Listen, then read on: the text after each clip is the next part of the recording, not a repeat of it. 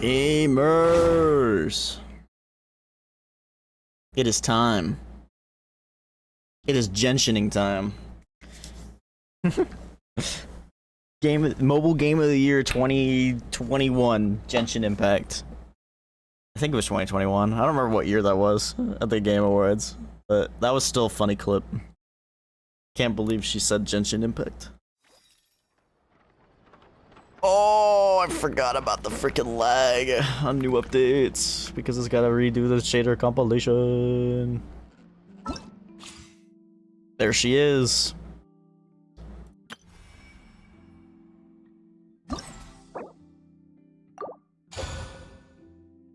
Unlock. Okay. The undersea capital, the lost homeland. Statue of marble and brass. Okay, let's try her out. I'ma try her out. Okay.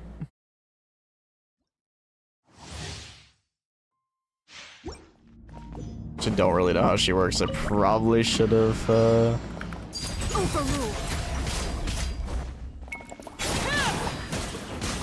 Oh, okay. Oh, okay. Everlasting as the moon. Transfixed. Sheesh. Just raw damage. Pitiful. See if you just hold down left click, dude. Dude, that's so fire. This is where you fall. That's actually so fire. No pun intended, because you know she's pyro. Stand clear. Don't get too close. Rain cutter.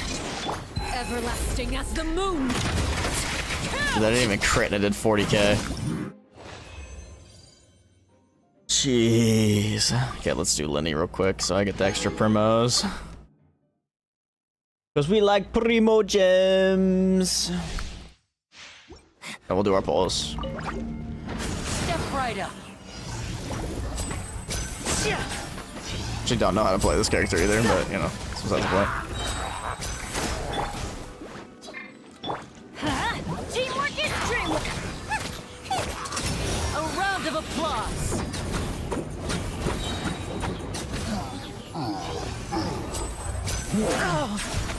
Jeez, chill. You're toast. Dang it, I used it right at the end. Let's light it up. Everybody stand. Let's get this show on the road. Okay. We got our primo gems.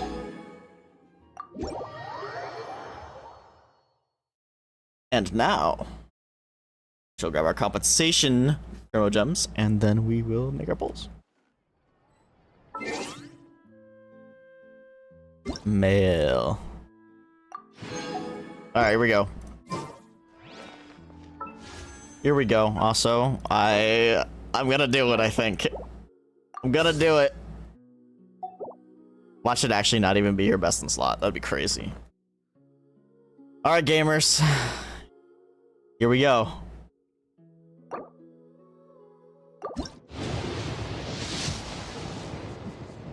Okay. Hopefully we'll get some constellations on characters I don't have C6. In other words, anyone but Xiangling.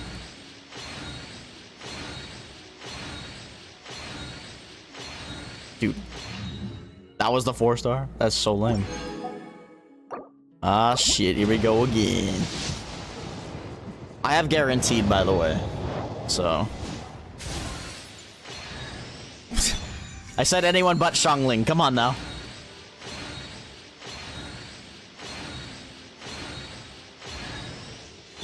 Bruh. Come on. 30? Damn it. Damn it. Come on, Genshin. You're supposed to give me better RNG than Staryu. Okay, there we go. Lynette. I'll take that. I'll take a Lynette.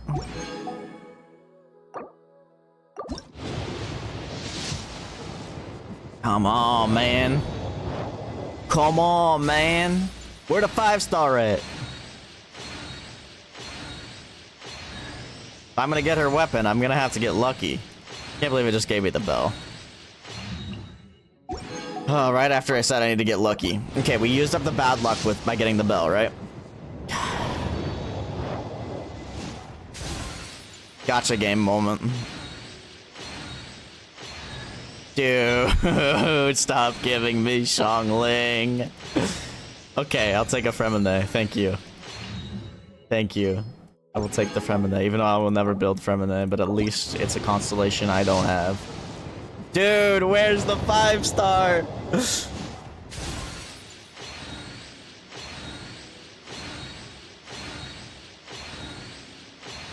Next one for sure, right? Okay, another Fremine. Please. Please. Oh boy, the weapon is not starting to look not very good. I'm clicking through these. I know it's just wasting time, but you know. Okay, another Lynette. I like the suspense, you know? I like the suspense of figuring out what it's gonna be, instead of just instantly seeing it. There it is. There it is. I am the name. There she is. Arlecchino, fourth of the Fatui Harbingers. The children of the House of the Hearth call me Father. I do hope our partnership proves to be a Damon calls her pleasant daddy. What? Although, I would imagine that should be fairly easy. After all, there's no cause for contention between us at the moment. Wouldn't you agree? Yeah, double 5-star trust.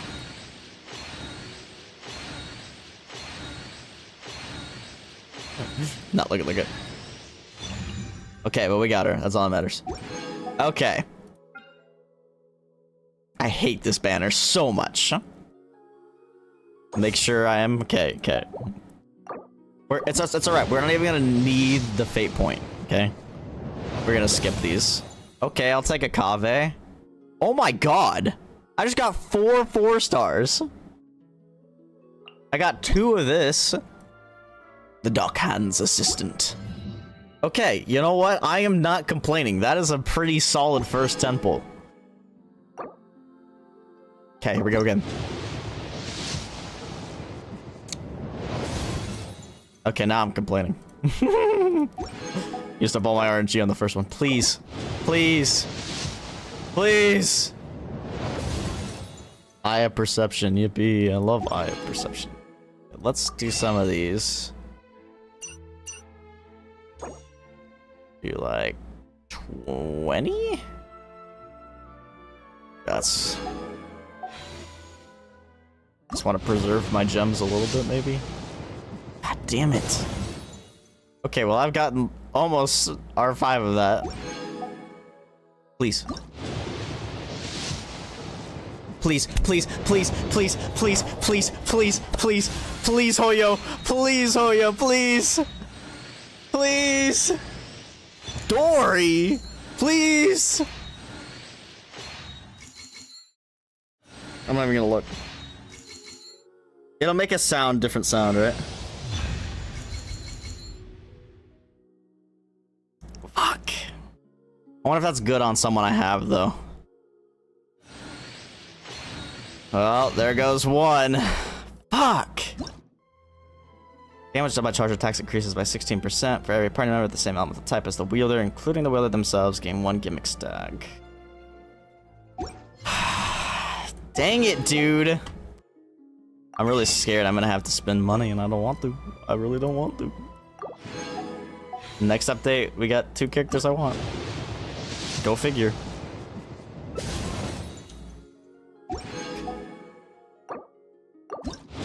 This is looking no bueno. Swear to God, if I have to get all 3 again, I'm gonna be so mad. Scam banner. Okay. Please. Please, please, please, please, please. Please. For the love of God.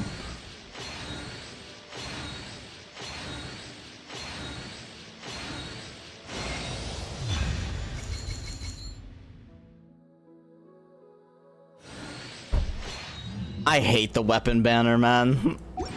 Weapon banner is so bad. Oh my god, that is so frustrating. Second time in a row, baby. I love fucking game.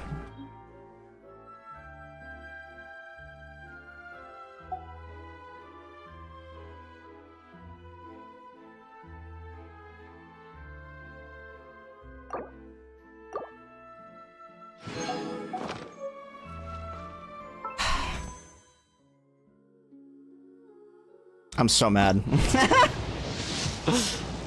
So bad.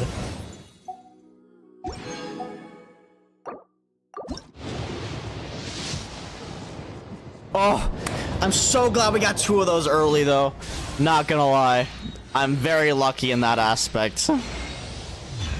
Oh my god.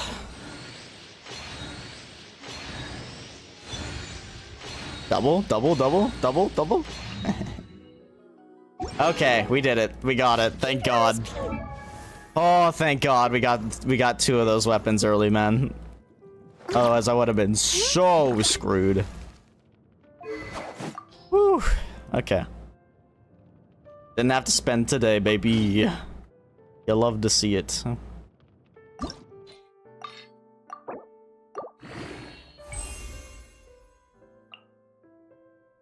I need 1 of these, which is so painful, but I have to fight these new enemies anyway for this, so... Doesn't really matter that much.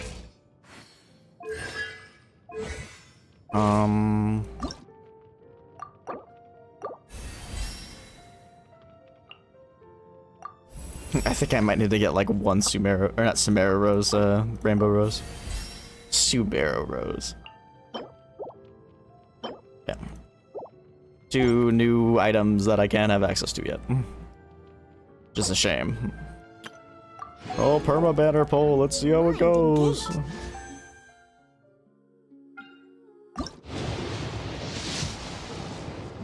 Crazy. Okay. There's always a new story nearby just waiting to be discovered. Well, that could have been a lot worse than it was. So I'm not complaining too much. Next update is gonna be rough though. Once there was a... But it's okay. I will not be polling for their weapons, so... That's already a big help. Okay. Anyway. Let's, well, grab our expedition rewards and then begin the story quest. Unfortunately, I think only Arlecchino's is in the game currently.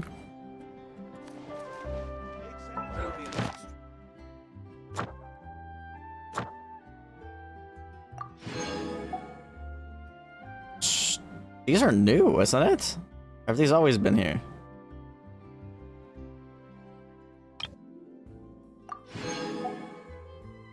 Hello? Have I just always missed this? Imagine. Oh, that's nice. I don't think those were there before, were they? Okay, anyway.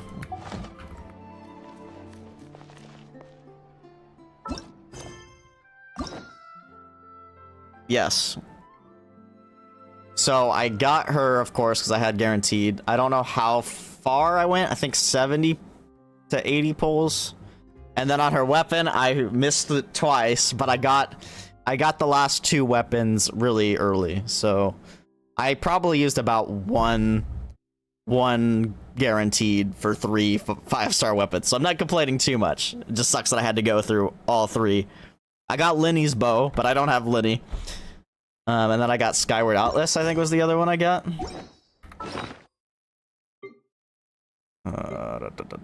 Yeah, I got Skyward Atlas and Linny's bow. I don't know if this is good on anyone I have. Maybe Ganyu?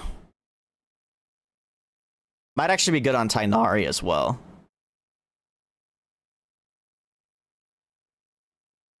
Just pull Linny. I'm not pulling Linny. I need to save for Siegeween and not Chevrouse. Frickin' a Chlorand. So yeah. Oh, I haven't even finished leveling up almost, Bo. Hello? Hey, at least I got a 5-star catalyst that isn't Jadefall's Splendor.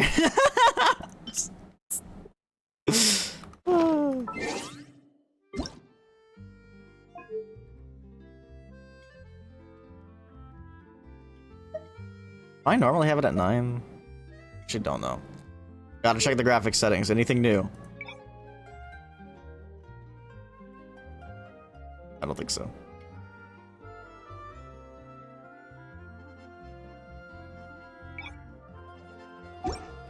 Okay.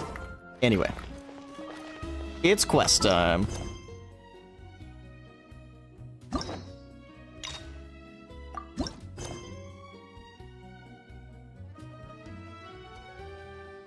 Focused experience mode.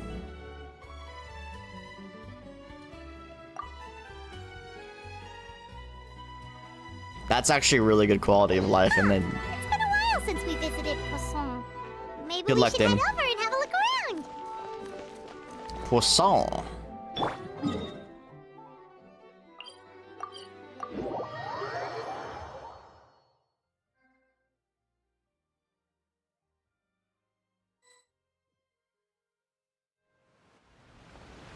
Hey, traveler. Paimon. My god, it's Lenny. Oh, Paimon knows that voice. Over here. The hell you doing in Poisson? Lenny!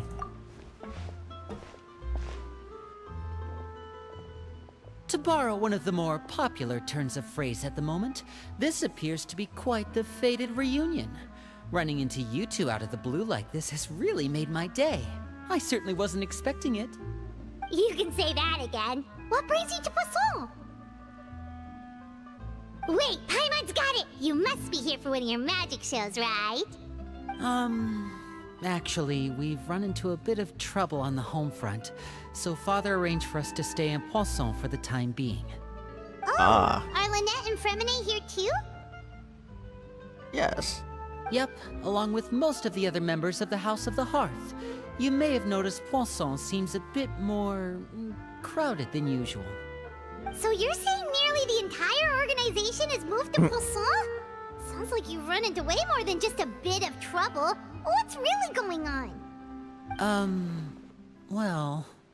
Since the two of you are so curious, Oh, there she perhaps is. I can fill in the gaps. He just showed up. You scared Paimon half to death! Father, you're here. You know, on second thought, maybe we don't need to know. It's all probably super confidential House of the Hearth stuff, right? We totally weren't trying Lol. to pry or anything. No need to be nervous. I could sense your genuine concern from your conversation just now. Is that Of so? course. I can also understand your confusion. Sending so many Fatui here to Poisson, it's only natural that some might suspect an ulterior motive to be involved. Well, we are a little curious. I understand. I'm well aware you've had your fair share of confrontations with the Fatui in the past, and I can't exactly guarantee that we'll remain on good terms in the future. Lol. As for right now, however, Foreshadowing? I would say we have little reason to be at odds, wouldn't you agree?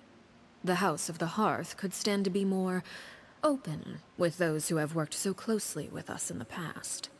As for the issue at hand, well, it hardly relates to any ulterior motive. To be frank, it all stems from a certain rumor circulating around the House of the Hearth. It's an internal matter. What sort of rumor? A rumor that a certain phantom child is hiding away in the House of the Hearth. A phantom child. Some sort of ghost story, maybe? A phantom child? Ooh, just hearing the name is giving Paimon the creeps. A spirit that should have long ceased to exist is lurking in the shadows of the House of the Hearth. So I decided to bring the children to Poisson before Was that her continuing to friend investigate in the the short? situation. I expect I should be able to track down the spirit fairly quickly. After that, it's just a matter of resolving the situation, if you will. It shouldn't be much trouble at all.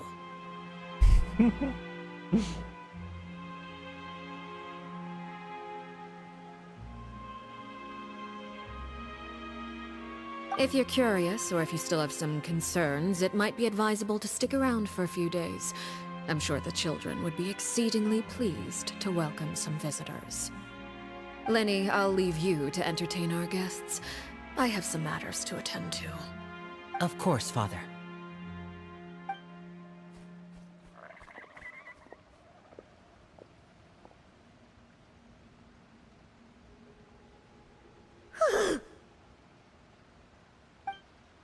I couldn't help but feel intimidated during that conversation with the knave.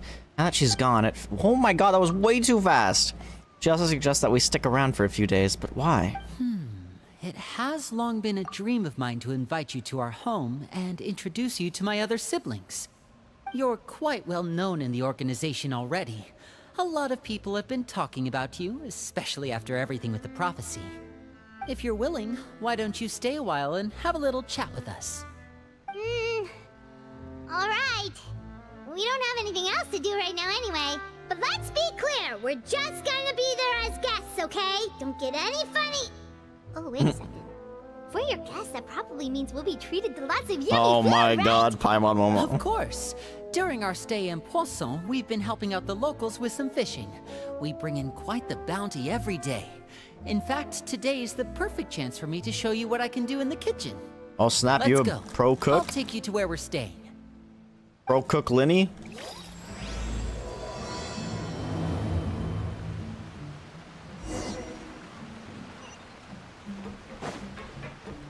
Be a house guest.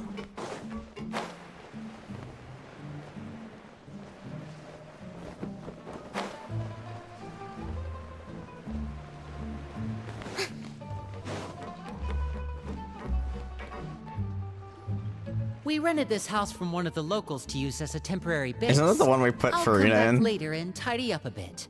After that, it should be all ready for you to stay in tonight. Awesome, thanks!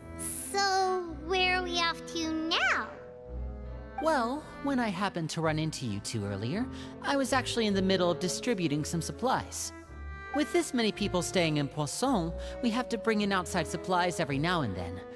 I should probably make sure the rest of these provisions get delivered. Otherwise, people might start to get antsy. Okay, we'll come with.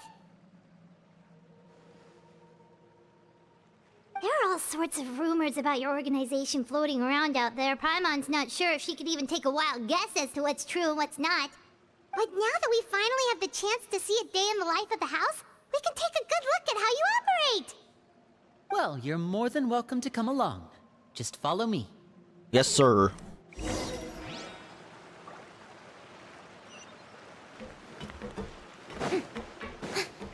Cheddar compilation moment.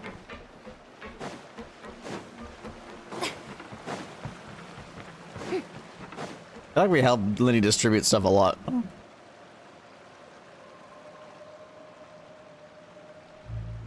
Linny, you're finally here. The Chapeau. supplies. I'm assuming you've... Brought them with me? Yep, here you go. Hello? Something caught your eye?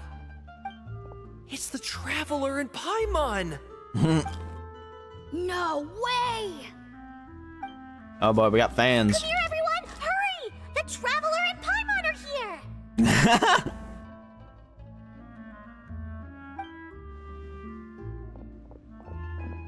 One at a time, please. Don't crowd around them all at once. We don't want to scare off our guests now, do we? Oh, it's alright! Gotta say, Paimon didn't realize we were this famous. Like all of Taiwan knows who you guys are. Father and Linny have told us so much about you. Father told us about how you helped Linny. According to her, you're a trustworthy friend. And as far as she's concerned, that's pretty much the highest compliment we've ever heard her give. As you can Interesting. imagine, everyone's been very curious about you. It's like the only harbinger that really likes us. She can move a mountain with her bare hands. Oh yeah, you want to see that? Paimon eats so much that she can clean out the entire pantry at Hotel Tabor in just 3 days. Wait a second! That's the rumor you heard about Paimon? Oh, not cool at all. Mine's also a bit of a stretch. Oh wait, when guests visit, you're supposed supposed to give them gifts and stuff, right? Oh, we don't need something like that. Besides, we don't have anything to give to you. Come on, we insist. I can give you some of my new potions. Just pick your poison. And by that, I mean medicine or actual poison. I've got both. Of course she does. Or maybe Shaplo can teach you guys about stealth. He's super good at it. He's never been caught. Hunterman. Now that's not a bad idea. I know you usually prefer to fight head-on, but it never hurts to expand your bag of tricks, right? When it comes to eliminating your enemies, staying quiet can go a long way. Trust me, I would know. I was poisoned not too long ago, and I'm still dealing with the after effects. So I'm not quite as good as I was Like before, Adobe? but I can still give you some pointers. Wait, when you said gifts, Paimon didn't think you meant poison and stealth tactics. But those are the best things we can give you. You don't like them? Where Fatui? Ooh, how about this? Tell me the name of someone who really Oh, annoys you. shit, and monk we'll ass. teach him a lesson for you. Monk ass. The dangerous suggestions keep on coming one after another. You're starting to get a bit overwhelmed. Selwar, I think that's enough suggestions for now. When it comes to being a good host, it's the thought that counts. You don't need a physical gift to make our guests happy. In fact, pestering them with suggestion after suggestion might make them more annoyed than anything. I would say your enthusiasm has certainly gotten across. Really? Absolutely. Awesome! It's been so long since we've had guests to play with. If there's anything you need, just let us know. Yeah, especially if it's poison or something. This I've got girl's all obsessed sorts of with potions for poison. that. Well, we'll talk to you all later. We've still got supplies to distribute. All right, see you later.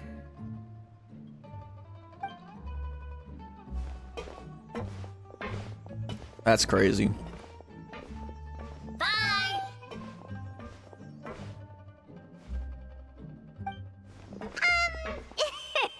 Lenny, about They're all that Fatui. poison and stealth tactics talk just now. Are you surprised?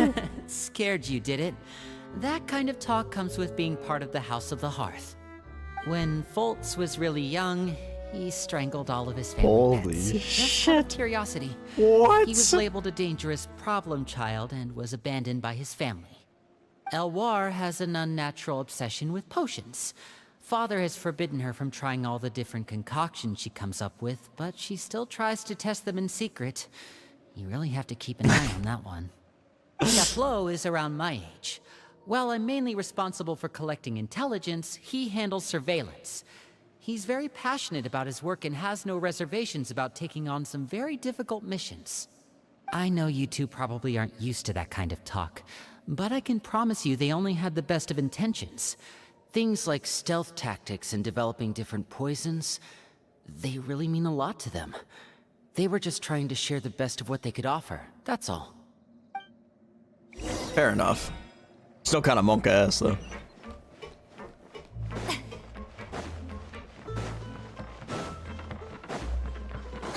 Strangled the family pets out of curiosity. Jesus. Filiol, supplies are here. Thanks. And who are these two? Outsiders? Allow me to introduce you. This is the Traveler and Paimon. Oh, you're the famous duo I've been hearing so much about. It's nice to meet you. I heard you've traveled to all sorts of places. Is that true? Of course, we're making our way all across to that. Oh, good for you. You must be pretty familiar with Fontaine by now then. Have you seen the new opera that started running recently? The 4,000 I think Thieves. It's called... The 4,000 Thieves? Oh, this is the first we've heard of it. There's some Z It fighting seems on like that it's going texture. to be fantastic. From what I've been able to tell from the posters, anyway. You should definitely check it out if you have the time. Oh, and there's the Blind Maiden, too. That one is supposed to have audience interaction. Seems pretty interesting. As you spend some time talking about popular culture, the atmosphere After this becomes mission more is and more over, something. I don't know what I this is. think I'll go get a manicure. Oh, maybe I should dye my hair. Dye my Wonder how hair. much it'll cost. Is it just Paimon, or do these two seem much easier to get along with than the others? Looks like the House of the Hearth has some normal members after all. I Damn. heard that. Oh! Oops. Finally, someone ever heard Paimon. I'm guessing you're referring to Foltz and the others? Yeah, we're definitely not all like them. I bet those crazies are practically foaming at the Jeez. mouth right now. I'm sure they just can't wait to get back to Snezhnaya to carry out To the carry plan. out the plan. Enough, filial. The plan. Don't talk about family members behind their back, right? Whatever. Let's go. Guess this is goodbye then. If you ever have some time, we should go see the opera together.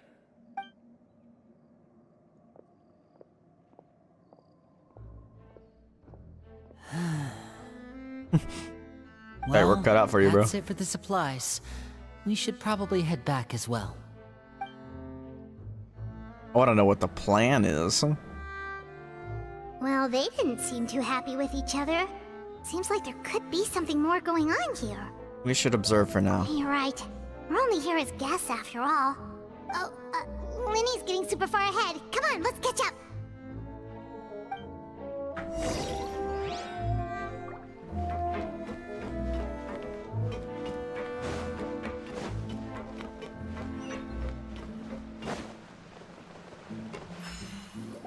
That is die of fall damage. So, what do you think of the members you've met so far? Certainly got a lot of personality. Well, Father is always encouraging us to be strong-willed and independent.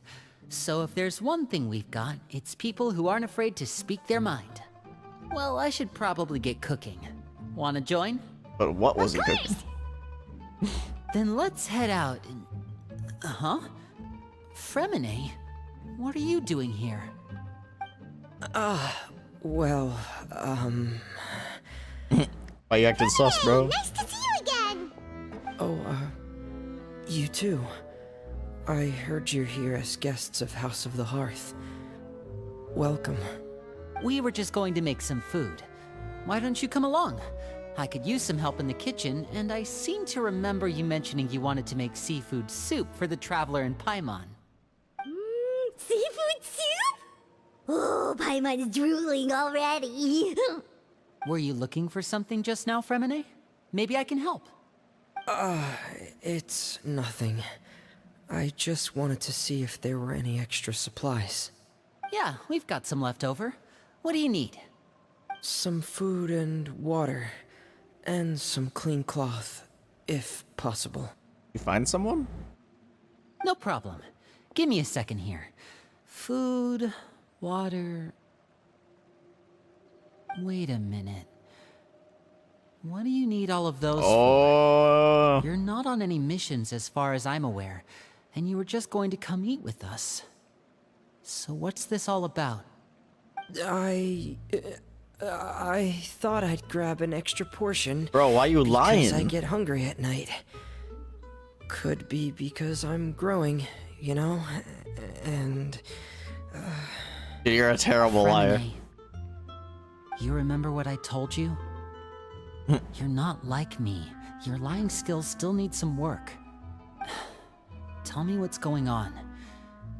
Is it really bad enough that you have to keep it from your own brother? Maybe it'll be better if we gave them some space.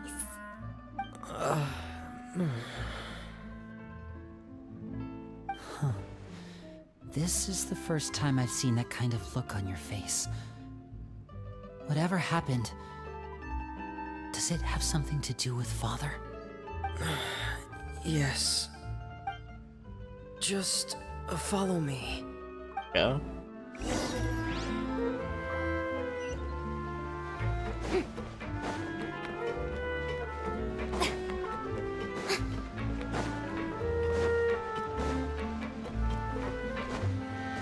Oh my god, it's her. You're back. Oh, and you've brought some friends with you this time. Hello, my name's Linny. I grew up in the House of the Hearth. And you are? Hi, Linny. I'm also a child of the House of the Heart, just like you. You can call me Clairvy. Clairvy? It's nice to meet you. Does that name She doesn't have the blue eyes like she did in the art, though. No, not at all. That's not a name we have on our roster, I'm sure of it. What I'm not sure of, though, is how she managed to sneak in. She must be the phantom child Father's been searching for. From the looks of it, I'm guessing you were the one that found her, Fremine. You, haven't told Father, have you? No, I haven't told Gonna anyone. traumatize her. She's gonna go sicko I've mode. just been keeping her hidden. For how long? About Oh my half god. a month now. So ever since we got to Poisson, then, do you have any idea what you're doing? I know what I'm doing. Really? 'Cause from where I'm standing, it looks like you're hiding the very person Father has been trying to find. If Father finds out about this, everyone involved is going to be punished. You know the rules of the house, Fremine. I know you do. Father doesn't tolerate any form of betrayal. So why are you doing this? I've thought it through. And I just can't hand her over like that. Linny, don't you remember last year? Sheplo nearly died after getting poisoned during that one mission. He wasn't able to get back before the poison started taking effect, and not a single person was there to help him. That night, while I was sleeping, I heard a voice telling me to go save him. A voice. I opened my eyes, but I couldn't find the source of the voice. I thought maybe I was just hearing things, but I went to look for him anyway.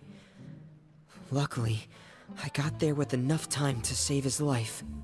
That feeling of being haunted, of hearing voices, it's happened many times in the House of the Hearth. I'm sure you've noticed. So what you're saying is, that was her? She was the one who spoke to you that night? Unless there are other spirits roaming around the House of the Hearth, I don't think there's any other possibility. If Clairvy were our enemy, it wouldn't matter whether she was a spirit or an actual child. I would have acted without a second thought, because that's what Father ordered us to do. But she's been living with us, helping us from the shadows all this time. I think that makes her family. I couldn't just hand her over to be dealt with. Not when there's so much we still don't know. Damn. So what's your plan then? You can't keep her here forever. Someone is bound to find out eventually. I haven't thought that far yet. I don't want to disobey an order from Father, but I also don't want to put Clairvy in danger. Come with me. There are a couple things I'd like to say to you in private. Oh shit.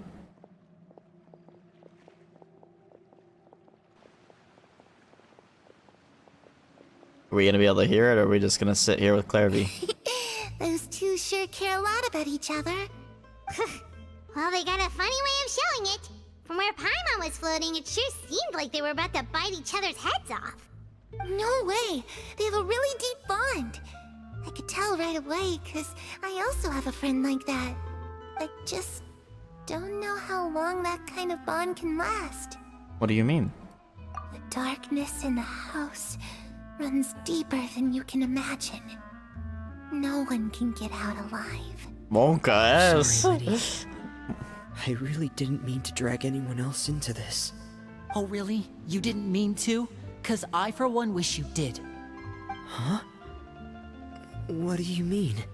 You know, when we were younger, you didn't call me Linny. You called me brother, just like Lynette. We grew up together, the three of us. We were all orphans, all rescued by Father. Of all the siblings in the House of the Hearth, I think our bond was the closest. Later on, when you started calling me Linny, I wasn't actually surprised. After all, Lynette and I are related by blood. We've had to depend on each other to survive long before Okay, we so joined he the isn't house. a blood sibling. Linny, The darkest and most difficult moments of my life I don't know if happened that was before ever you and I had confirmed. ever met. I'm sure that's true for you as well. Even so, Fremine, We've stood by each other for all these years now, and to me, that means more than blood. They are brothers, you though. and Lynette are the most important people in my life. No one can replace you. By choice. So I won't let you face anything alone. Not if I can help it. Oh, looks like things are getting kind of heated between Lenny and Fremine. Maybe we should go check on them. Or leave them be and let them solve out their problem. Oh, it's raining. I should put my clothes away. You actually going to? Wait, what? Wonka. Hello? Harry? Huh. Looks like she's not here either. Oh, she's looking for Arlecchino. Hold up, I don't even want to go see Lenny and Fremine yet. I want to see what she does. Pancakes? It's time to eat. Oh, pancakes. What are those? Huh. Interesting. Hey, you two! Hope we aren't interrupting anything. Like a fight, or... Oh, wait a minute, Fremine. You're not crying, are you? Is everything alright? Everything's fine. Thanks for asking. Well, we're all friends here, right? We've been through so much together, so if there's anything we can do to help, just say the word. It's just a small family dispute. It's not something our guests should trouble themselves with. In fact, it might be better if your stay ended here. But sometimes having guests around can come in handy. What are you getting at, Traveler? When guests are around, families are often on their best behavior. And any disputes are less likely to escalate. That's what you're trying to say, isn't it? Exactly. I think it'd be better if we stick around. I just... Thank you. I was really hoping to keep you out of it. But even if I could think of some other reason to turn you away, I'm not sure I could convince you. I know things could turn dangerous, so I promise you this. From now on, I'll protect you like my life depends on it. Me too. Well, back to the matter at hand then. If we don't plan on handing Clairvy over to Father, then our only other option is to solve the mystery of her identity before Father is able to track her down. That means finding out where she came from and what she's doing here. Then we can send her on her merry way and pretend like none of this ever happened. I've tried that already. And? And... nothing. I tried taking her somewhere really far away, but... after some time, she just reappeared. You can teleport. She even came with us all the way to Poisson. It seems like wherever the house is, she follows. I don't know much about spirits. Do you two have any ideas? Let's see here. Paimon remembers hearing something like, if you fulfill a spirit's last wish before they die, they'll let go of whatever's keeping them here and return to the ley lines. Oh, it's just that Paimon doesn't really remember where she heard that, so it's not guaranteed to work or anything. Either Well, Hootao or sounds like from it's worth a shot. the girl at Guess that means we should go ask her about her wish. Leeway. First, Fremine, Yeah, I Leeway. need you to promise me something. What is it? I need you to promise me that this will stay between the two of us. We're the masterminds behind this whole thing. No one else gets involved. Can you do that for me? Of course. I promise. All right. Then let's seal the promise just like when we were kids. Fist bump on bump. 3.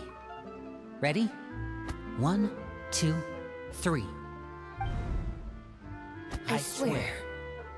Hey, Lenny and Lynette and Fremine. She spied on them the whole time. Lynette! You scared me. But what a surprise! What brings you here, dear sister? She's pissed. Why would you leave me out of this? And, when exactly did you get here?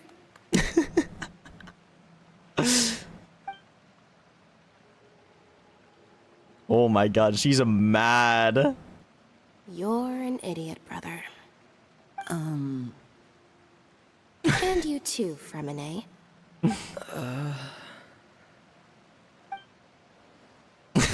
You 3, Traveler. And you 4, Paimon. Oh What did damn! we do? I've seen Clairvy around the House of the Hearth before. I hadn't seen her in Poisson, so I figured she must not have come with us. But it turns out Lynette's you were just known? hiding her. I heard you talking about your plan. Rather than steering clear of the situation, I'd rather fully join in.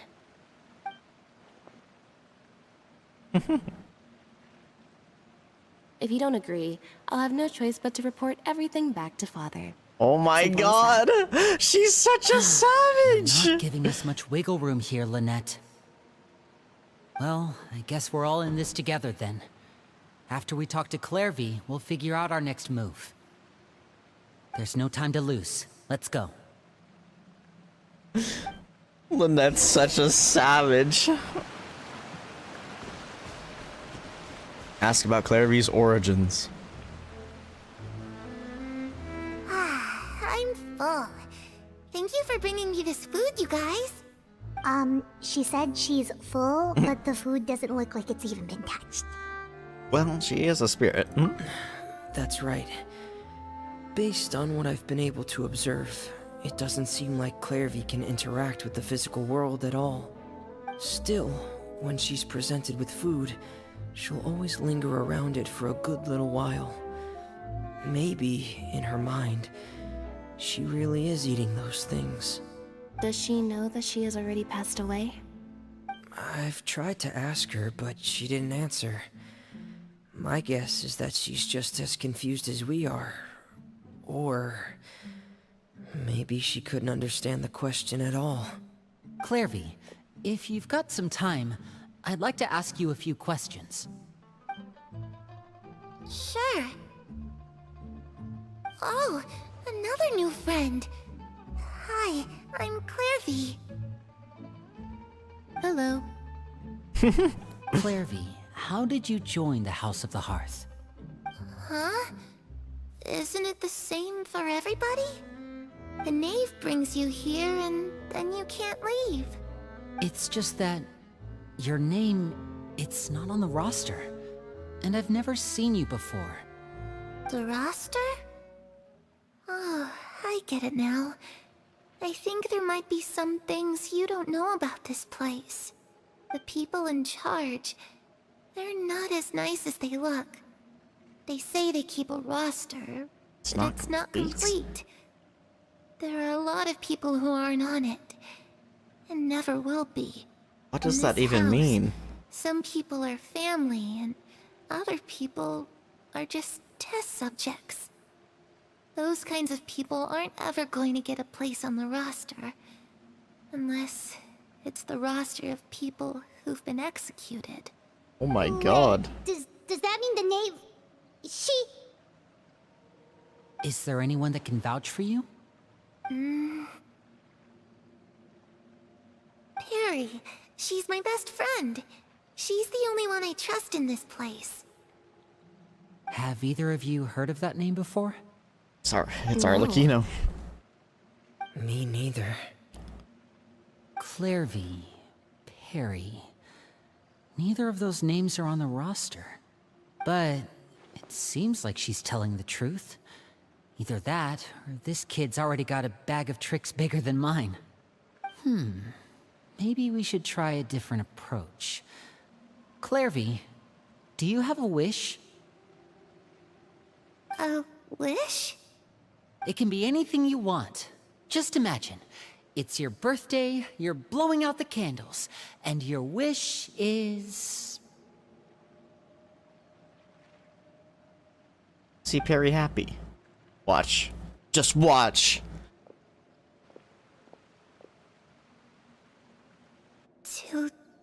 To go outside. Really? Where the sun can find me. guess she did want to see the sky It? Well, that sounds easy enough. in Snezhnaya. You can see the lights. The darkness in the house runs deeper than you can imagine. No one can get out alive. What does she mean by that? Things can't be this simple.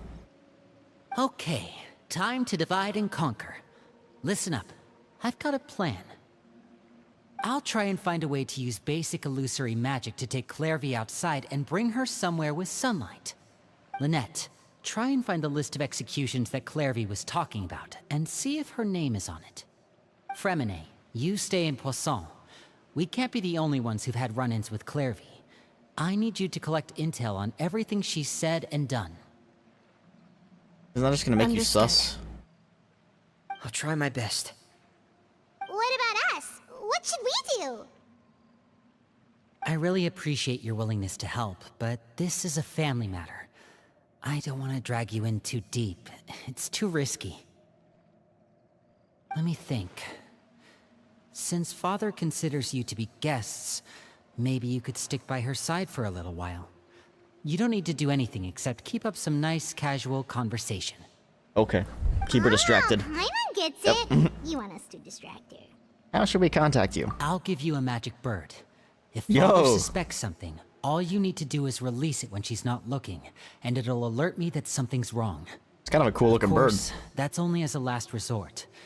If Father doesn't seem to notice us, there's no need to make contact. We'll reconvene here tonight after all's said and done. If the worst case scenario happens and we're discovered, just tell Father everything.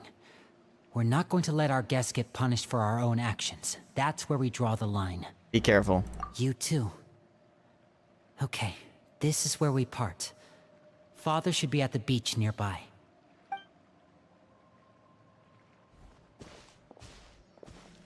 I really hope this goes well.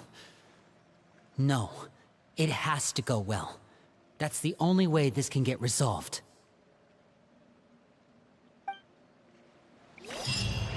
Except it's all gonna go awry. Clairvy, I'd like to take you somewhere. Is that okay with you? Sure.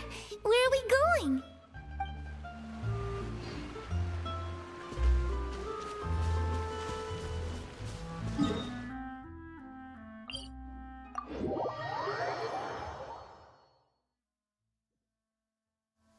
It's pouring out here. Shader comp. The water levels aren't rising, are they?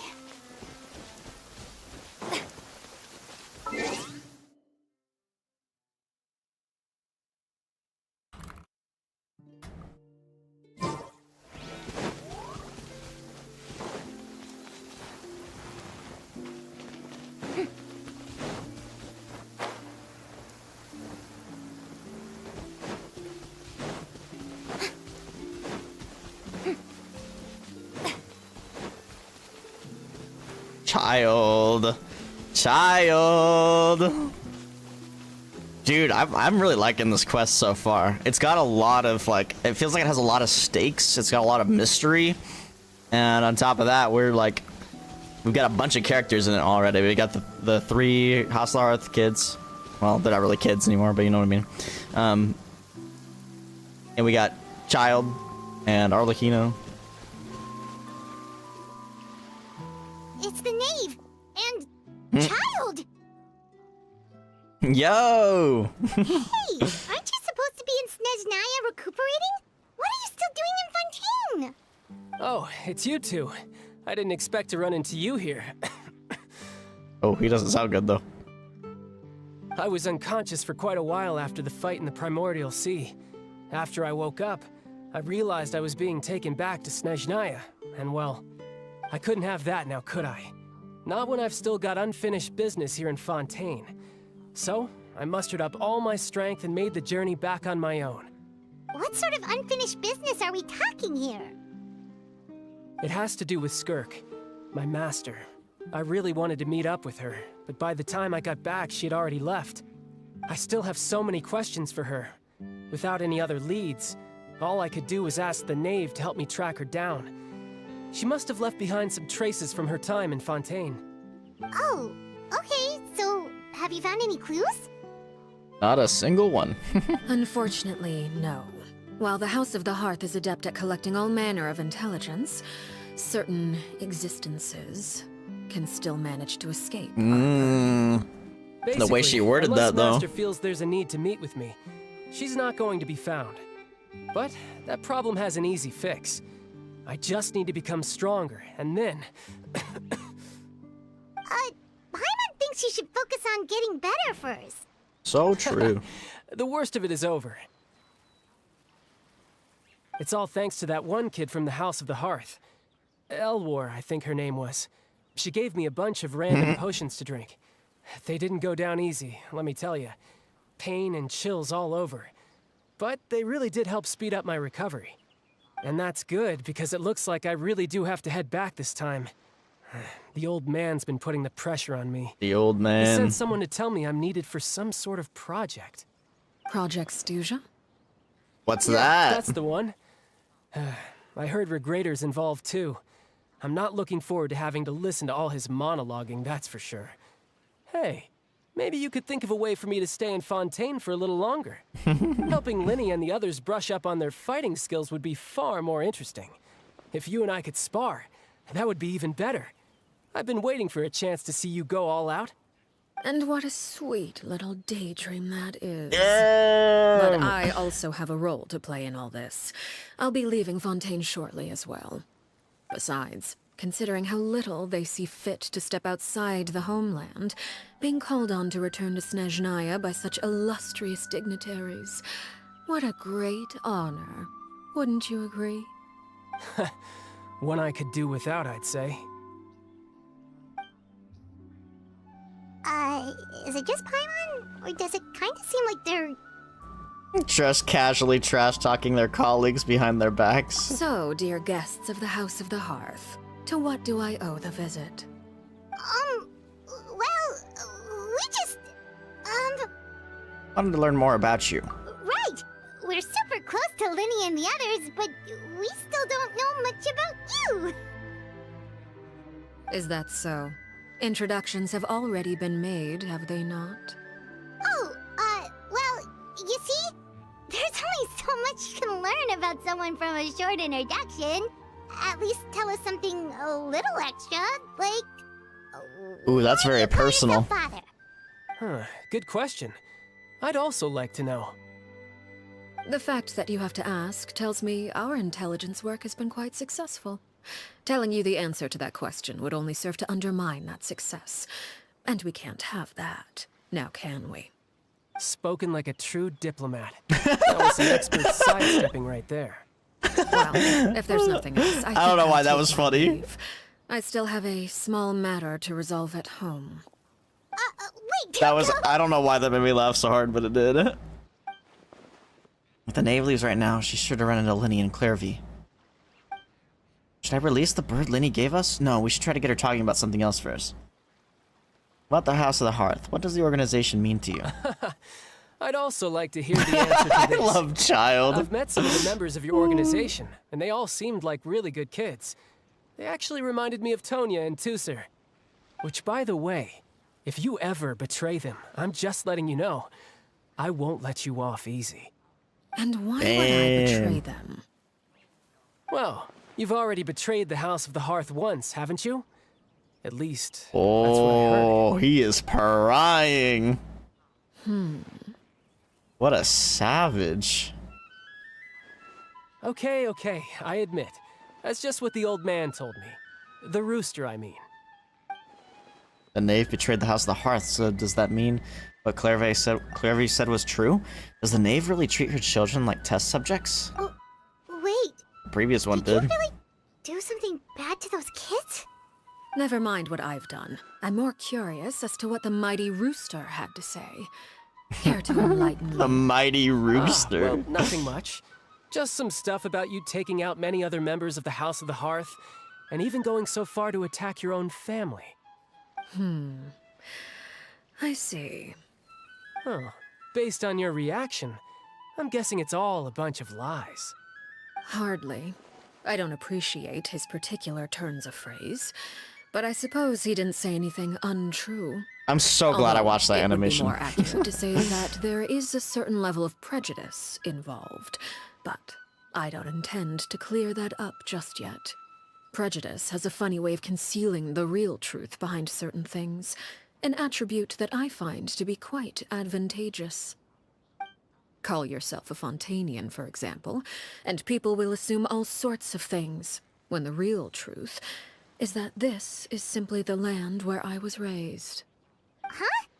You're not actually from Fontaine? But then why did you try to help out with the prophecy and everything? I was trying to protect the children born in Fontaine. Claiming that I myself was a Fontanian simply made it easier to operate. People would hardly suspect a fellow Fontanian of having any ulterior motives. Who wouldn't want to save their homeland after all? Where are you from? The primordial Not from sea this wouldn't have any world. effect on me, but it would have caused great harm to the House of the Hearth. Well, you wanted extra information, didn't you? There you go. I hope that satisfied your curiosity. So much for learning anything about her betrayal. You probably only revealed that other secret in order to change the subject. It seems like she's trying to avoid talking about her past. So, you stayed in Fontaine for the kids. I guess I was wrong to believe you'd betray them. Apologies. Looks like I was holding on to some prejudices myself. Good. Like I said, I like love it Child. when others He's have so funny. misconceptions of me. Actually, while I was recuperating at the House of the Hearth, Actually, there was something else that really caught my attention. I heard that members always resolve disputes and arguments with a friendly spar, and the loser has to back down. Seems pretty cool if you ask me. Would also give them plenty of opportunities to so hone their skills. 1v1 me. Well, that's only a recent development. In the past, such spars weren't nearly so friendly. The losing party would lose everything, including their life. They were that high stakes? Whew, at least that's not a thing anymore. Well, the current atmosphere's not half bad. I'm a bit jealous, actually. You've got so many family members around you, and you even get to live with them. Having a lot of family around means dealing with a considerable amount of bickering and scheming. Once Tonya and Tusser enter their rebellious phase, I'm sure you'll understand. Just imagine. Tusser becomes obsessed with plucking out strands from the rooster's mustache, or Tonya decides to dye her hair 42 different colors. Okay, a lot okay. of colors. I get the picture. As the conversation shifts to the topic of Tonya and Tusser, a child begins to share his story. It's sort of conversation that would usually leave you falling asleep. Prevent yourself something Well, because would it's you too look at fast. the time? I should probably get going. Traveler, Paimon, I'm not sure where our paths will cross next, but the next time we run into each other, we should definitely try and find some time to spar. Bro just wants to 1v1 everyone. Again, maybe this is a conversation we can have when you look less like you're gonna kill over. All right. Well, thanks for everything, Arlecchino. No thanks necessary. You also played a part in obtaining the Gnosis. I would say we can call ourselves even. I like the sound of that. Well, I'm off. See you all some other time. Bye, child. See you later, soldier. We should probably get going too. Do you want to head back with us? Oh? You want me to leave so soon? Oh, well, you see, I'm rather enjoying the evening breeze. If you don't mind, I think I'll stick around for a bit. I have some things to think about. Apologies for not attending to you like a proper host. Please forgive this slight. I do hope you'll have a pleasant stay. we managed to keep her distracted until nightfall. Good thing Child was there to keep the conversation going. You don't think she suspected anything, do you? Maybe. Oh, I wonder if Liddy ran into any issues. Let's hurry back and see how everything went. Oh? You decided to stay a little longer? Let's take in the ocean view together, then. If I'd call this an ocean.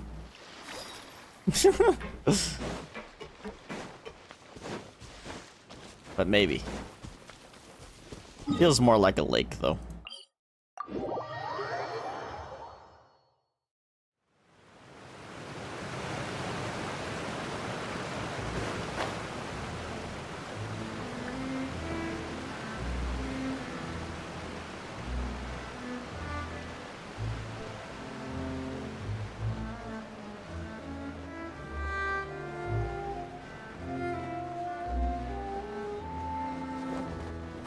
Oh, they should really put a waypoint up there.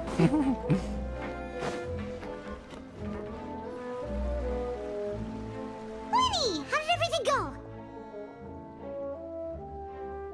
Well, long story short, we ran into a small issue. Clairvy can't go into the sunlight. What do you mean? Oh, Everything Zoom was in on her fine end. at first. She followed me up to the surface just like I told her. Couldn't touch the sunlight. But as I led her out of the shadows and into the sunlight, she vanished. You can only I be in the turned around darkness. and there she was, standing at the edge of the shadows, silently watching me. You can't go into the sunlight. Well, that's a problem. Huh. Maybe she's afraid of sunlight, or... No, it wouldn't be her wish if that were the case. Well, we could always try pushing her into it. Not sure pushing works on a non-corporeal being. Oh, true. I've pretty much tried it all already. Nothing worked. Eventually, the sun went down, so all I could do was bring her back here. How did it go with you, Lynette? Good. I've got the list. It's right here. Alright, read it over. Really? Well, what are we waiting for? Let's take a look.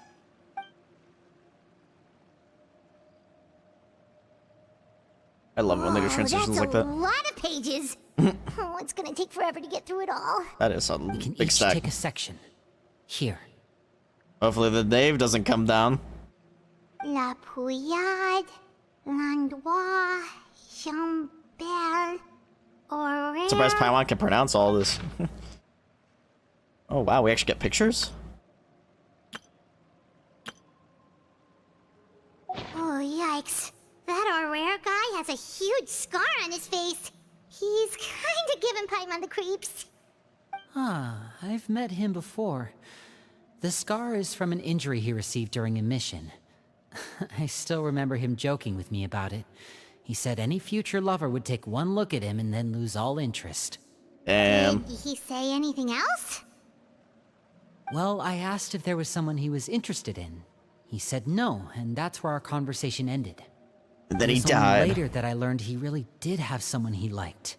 He risked everything to escape so he could be with her, but it didn't work. One day, Father asked to see him, and, well, I never saw him again after that.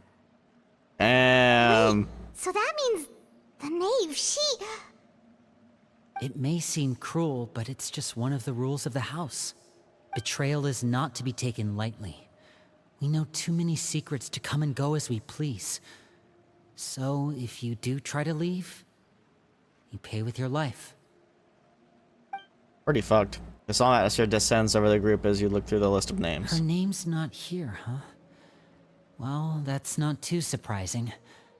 It doesn't seem like this list is complete. It only contains records dating back around 5 years. Let's shift our attention then. Fremine, were you able to find anything out?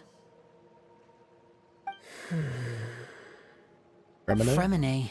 Fremine. Sorry. I was thinking about something. I managed to talk to quite a few people, but I couldn't help but notice that the atmosphere in the house was a little... strange. What do you mean by that? Strange. Yeah, I mean, I know there have been arguments in the past, times when people haven't gotten along. Chaplot and Filial are a good example of that. Oh, those are two of the people that we met while delivering supplies. Paimon can see how they might not get along. They had very different vibes, and their, interests seem to be pretty different as well. True. That's to be expected, actually. Father brought us all here, shared her knowledge with us, taught us how to fight. That's one thing we all share. But that's also where the similarities end. Not all of us feel the same desire to stay here. As members of the House of the Hearth, we're also considered part of the Fatui. And to a lot of people, that's an identity they never asked for. Certain members get older and realize they want something else for themselves.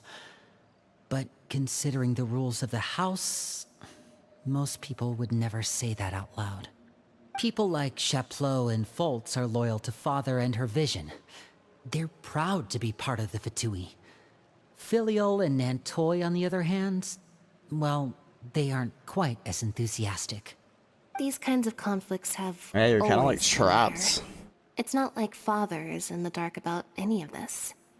Well, that's true. But it just feels like things have gotten worse lately. Filial and the others, it seemed like they were meeting in secret to talk about something. I can't say for sure, but I think they've met Clairvy. Does everyone except for the You think freaking she's knave been know inciting them Clary? to act out? No, not exactly. But I wouldn't be surprised if she said something to them about the darkness in the house and how deep it runs. She's told me about it before. Experiments being run on children. People being used as pawns on the battlefield without so much as the strength to survive. And they just believed all that? Without any evidence? Clairvy's words probably gave them the excuse they were looking for. Whether they actually believe them to be true is secondary. This is all because of Project Stuja, isn't it? What is Project Stuza? Whoa, hold on a second. What's this Project Stuja all about, huh? This is the second time it's come up now. Sorry, but I'm not sure of the details either. I only know what Father has told us, which is that it's something the Rooster and Regrator have been working on together. Apparently, it has to do with the Fatui's strategic plan for the future. Because the House of the Hearth was so successful in obtaining the Gnosis, we now have the honor of playing a The key role honor. in Project Stuja. Wait, but isn't that a good thing? Key role is just another way of saying dangerous role. To us, the whole thing is an inconvenience. Father thinks so too, but she's in no position to refuse. Their plan isn't exactly unreasonable, and they've been funneling the house a lot of funding.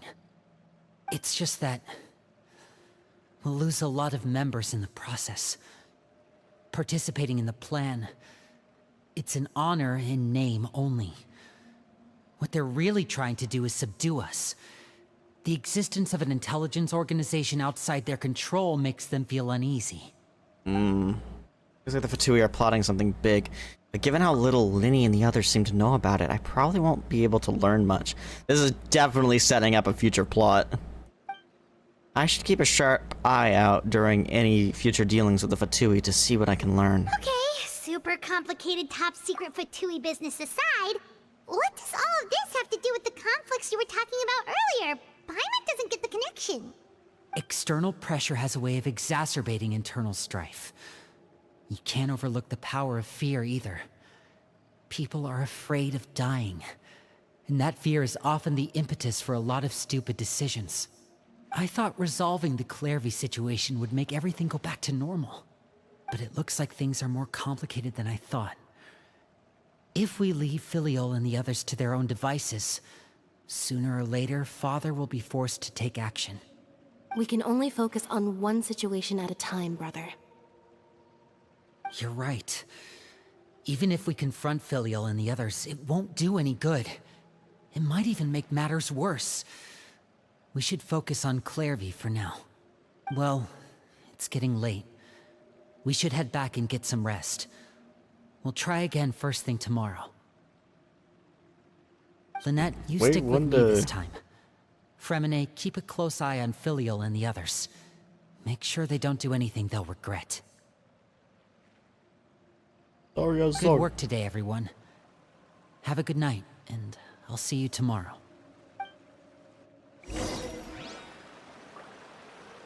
Rest of the temporary accommodations.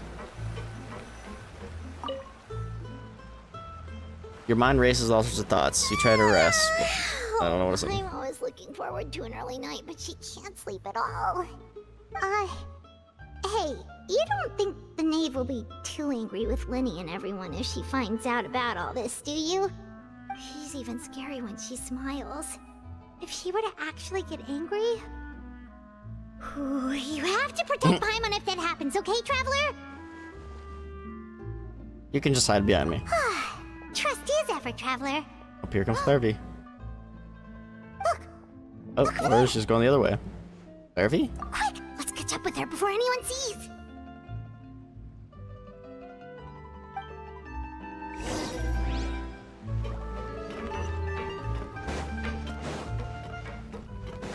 Clarvy, what are you doing?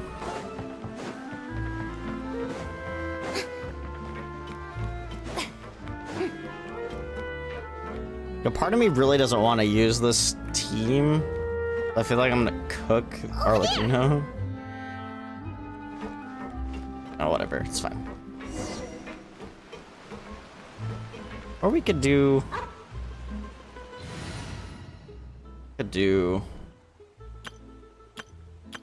this team. That should be fine. Still a pretty strong team, but... Or wait, no, not this one. Actually need to change that, that's not the right team. I'm still really strong, but... That's besides the point.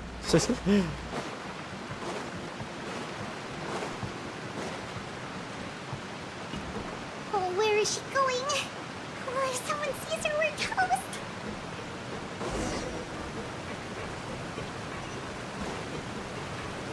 God roll hammerhead. Send the roll.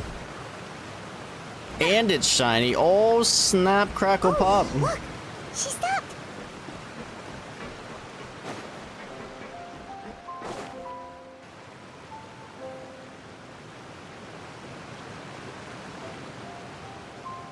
Clarvy! Shh! I opened the window while no one was looking. Look how pretty the outside is. Dang, she lives in her own world, doesn't she? Window? There's nothing here.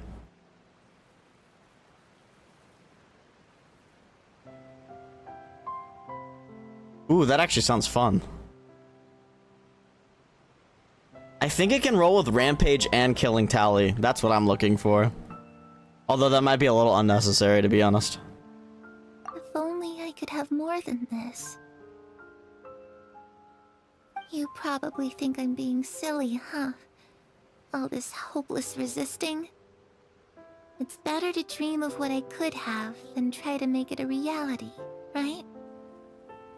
Please, help us get on the same page here, Clary. We need you to tell us what you know. Can you do that? Sure. Although, after you hear all this, I think you might regret that decision.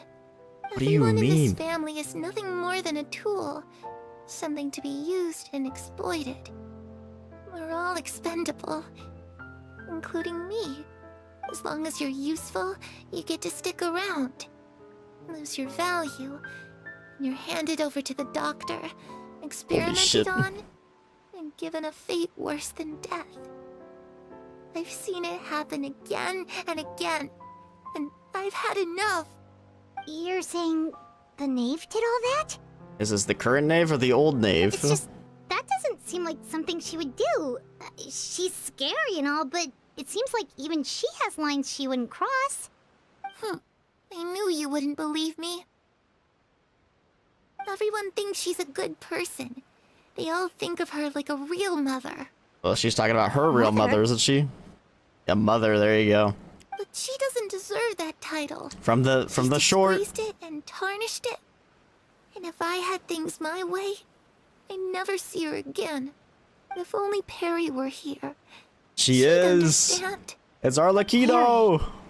There's that name again. I hate that they don't know. Paimon's getting a strange feeling. It almost feels like she's not really here with us. Paimon can't tell if she's actually talking to us or if she's mistaken us for someone else. Rapid hit Firefly, Cascade Point Hung Jury. Ooh, that sounds fun. What's the other perk? Something not worthwhile?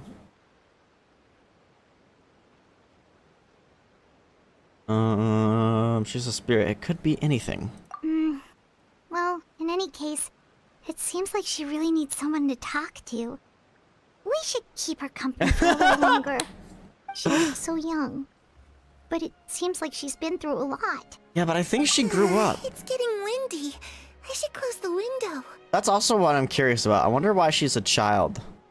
Because she grew up before she died. At least I thought, anyway. Ooh, look at the moon. Isn't it pretty? Hey, wanna hear a secret? I heard that if you look up at the see night the sky in aurora, yep. Snezhnaya, you can see the aurora. It's supposed to be super pretty. Even prettier than the moon tonight. I can't wait to see that, by the way. When Snezhnaya comes out and we get to see the aurora, like, with this game's art style, I bet it's gonna be fucking beautiful. I'd love to see it. Perry and I promised each other that once we're older, we're gonna go see it together. But I can't find her. I'm worried she's also been... No, that wouldn't happen to her. She's special. Mother likes her a lot.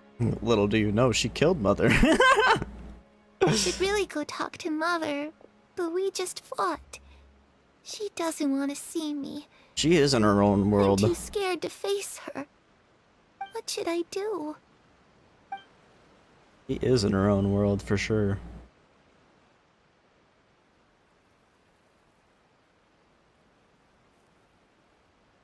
After some time, Clairvy seems to come back to herself. Like, it's too fast. Paimon really doesn't understand what's going on with her. Well, let's head back. We've got an early morning tomorrow. The night passes. I feel like they're gonna buff Loose Change because they've been putting it on so many weapons. Looks like we're all here. Let's go ahead with the plan. Before we do that, I have a question. Oh? What is it? Have the Knave and the Doctor ever worked together? What makes you ask that? Well, we kinda ran into Clairvy last night, and that's what she told us. We met the Doctor back in Sumeru. He's super dangerous, and he's done all sorts of bad things. Indeed. It's possible that Father and the Doctor have had certain dealings, but I don't think Father would work with him. We're not really on the same side, so there's not a lot of trust between them. That doesn't exactly set the stage for a successful partnership. I did hear, though, that when Father first became a Harbinger, the Doctor offered to work with the House of the Hearth. Father rejected most of his proposals, except for one. It had to do with some sort of secret experiment. Secret experiment? Could that be what Clairvy was talking about? I don't think so. No, it's a different I don't experiment, know any but details about the doesn't sound good to the Traveler and experiment Paimon. itself, but I do know it's an entirely independent operation. The Doctor only proposed a direction for the research. That was the extent of his involvement. I still don't think that counts as working together. The details of the experiment are confidential, but complete records are kept on all participants. That doesn't seem to be the case with the situation Clairvy referred to. I know you don't agree with some of the Fatui's methods, and I'm not asking you to. But I am asking you to trust us on this. The House of the Hearth has its own principles. There are certain lines we're not willing to cross. Alright, that's good to hear at least. Clairvy seems to think the Knave and the Doctor worked together to do something horrible. If that turned out to be true, Paimon doesn't know how he would even face you guys. It's just that it doesn't seem like Clairvy is lying either. But she's from the past. The distant past. The easiest thing to do would be just ask the Knave directly, but Paimon doesn't think she'd tell us. Let's focus on the plan for now. Father didn't come back last night. She's probably still near the shore. We'll be counting on you to distract She just stayed there all night? Annette, you're with me. Fremine, you know what to do. Be on your guard, everyone.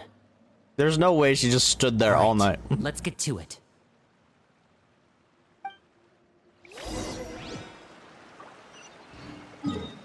So let me talk to them real quick. Where are we going today? Let's try somewhere further away this time.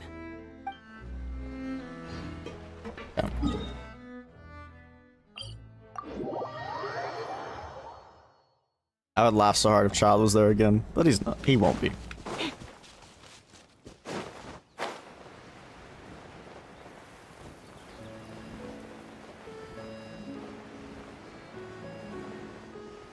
Is Arlecchino even there? Oh, yep, she is. Just popped into render distance.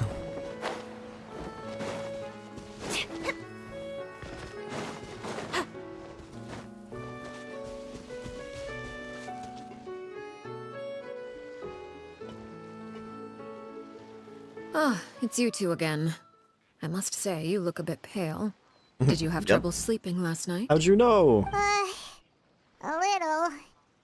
Perhaps if you had less on your mind, you'd be able to absolve yourself of such troubles. So what are you planning to do now?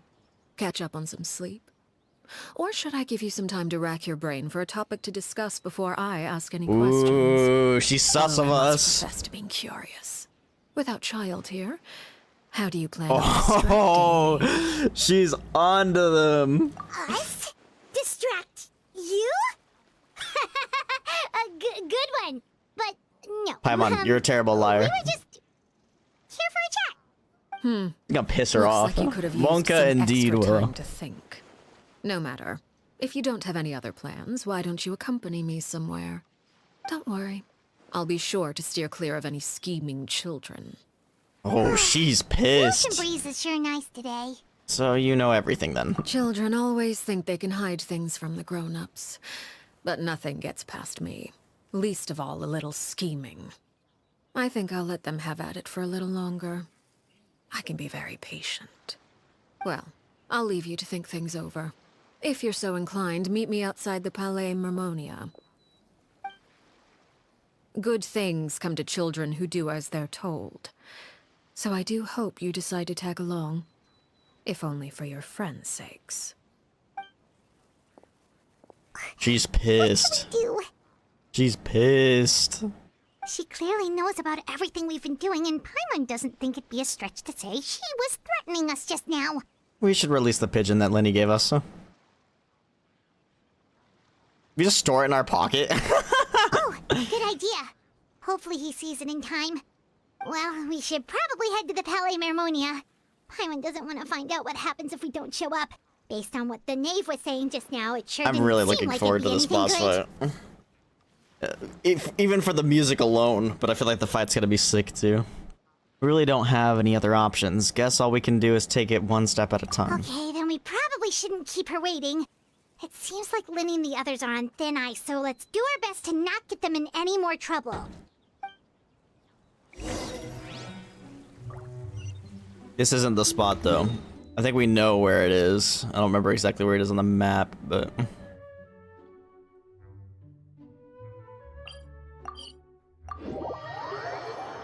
You gonna see the goat? We gonna see the dragon man? Seeing as we still have some time before my meeting, we might as well enjoy some pleasant conversation while we wait. I'm glad Wonder if to you let see show you up. get along with my children. Being surrounded by good companions is necessary for a child's development. You're not planning on doing anything to them, are you? I assume you're referring to Lenny, Lynette, and Fremine. Although, there's that situation with Filial and Nentoy as well. It appears quite a few people have been acting out lately. No matter. I'm not one to discriminate. All those who betray the house meet the same fate. There are no exceptions. Does that mean you're going to kill them? Are you here to beg for their lives? Oh shit. I'm sorry to disappoint, but the rules of the house change for no one. In my organization, everyone is responsible for their own actions. But don't you care about them at all? They really respect you. They even call you father. You must feel something for them. Any organization in which feelings come before principles is one destined for ruin. The House of the Hearth is hardly an exception. You could say our principles are more stringent than most. Perhaps I can offer you this consolation at least. As our guests, you two will not be held accountable along with them. Frickin' So this is definitely how she's gonna be like, okay, Linny, well then you need to beat me and become the new leader. If you don't want all your friends to die and your siblings to die. Oh snap, that's how it's gonna happen. There's usually really, I mean, there's really no other way to solve the issue. I would imagine Linny, Lynette, and Fremine will be able to keep their lives. As for Filion, Nantoy, and the others, I'm afraid there's little I can do. They can try to escape, but once you know our secrets, there's no getting out alive. But that's awful. Ah, you seem concerned. Out of consideration for my guests, I suppose I could turn a blind eye for a little longer. If Linny and the others manage to dispose of Clairvy in the meantime, all evidence of their wrongdoing will be lost. In that case, I could hardly punish them for something I couldn't prove. If their efforts are unsuccessful, on the other hand, all will be held accountable. And the punishment will be severe. It's a deal then. Of course. Oh, and here, I believe this belongs to you.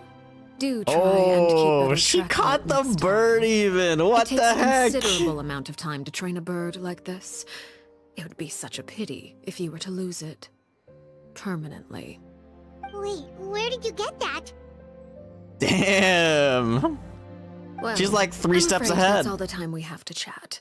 Now, for the matter at hand. I asked you to meet me here because I have business at the Palais Mermonia. It has nothing to do with you, but I think it would be prudent for you to stick by my side for the time being. There will always be time later to run off and tell Linny what you've learned. Well, time to go. Looks like we wrapped things up. We are just gonna in see time. Newfoundland, aren't we? You gonna see the goat? The dragon man?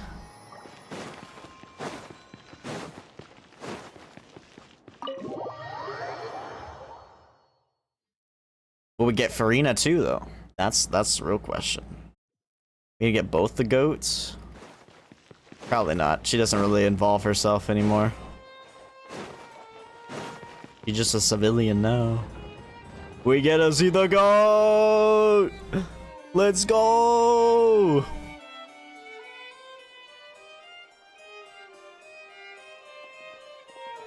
It's been a while, Monsieur Neuvillette. I must say, I wasn't expecting my meeting request to be approved quite so quickly. The Palais Mermonia operates with an efficiency worthy of admiration.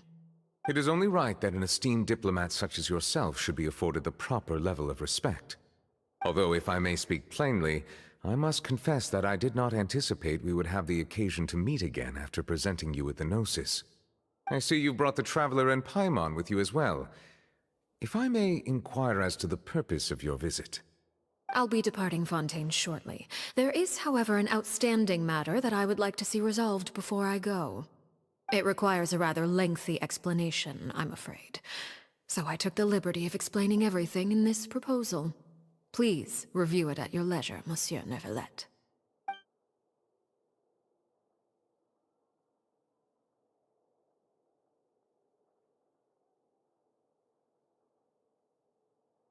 So quiet.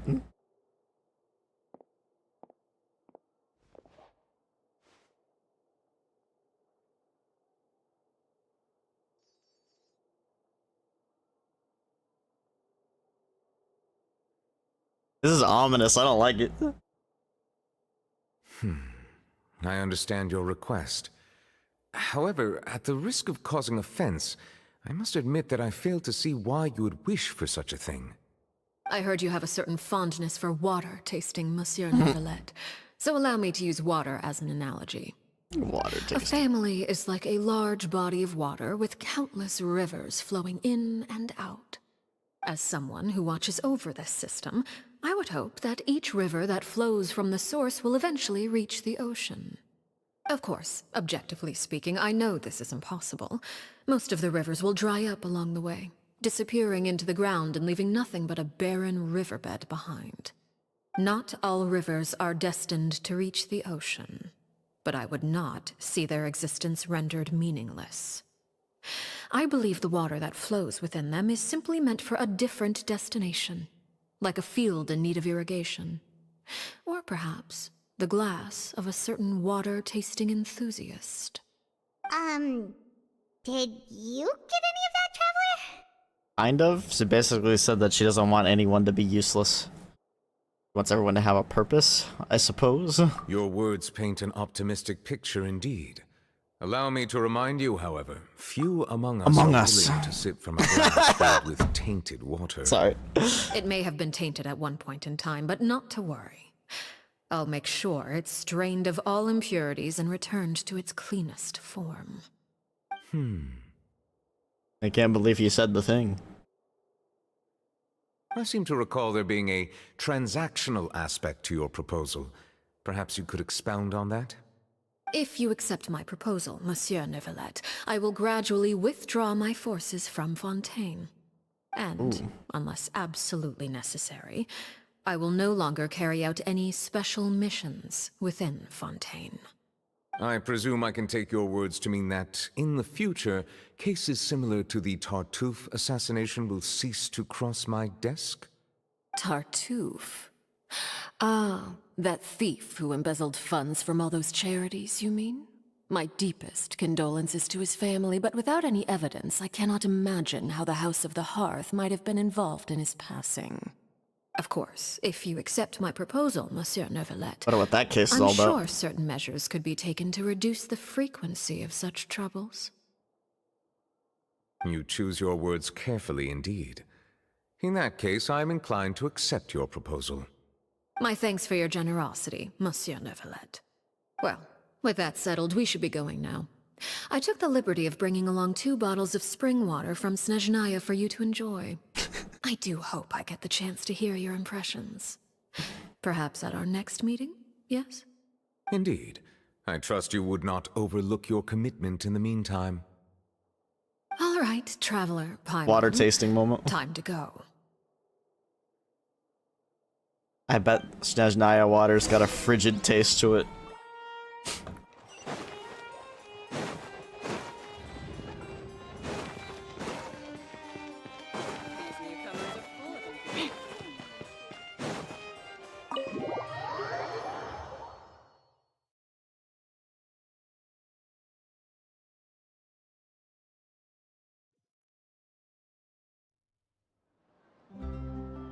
So, what exactly were you talking about back there? That's on a need-to-know basis, and you don't need to I heard you know. mentioned some rivers, a large body of water, and then some kind of irrigation scheme.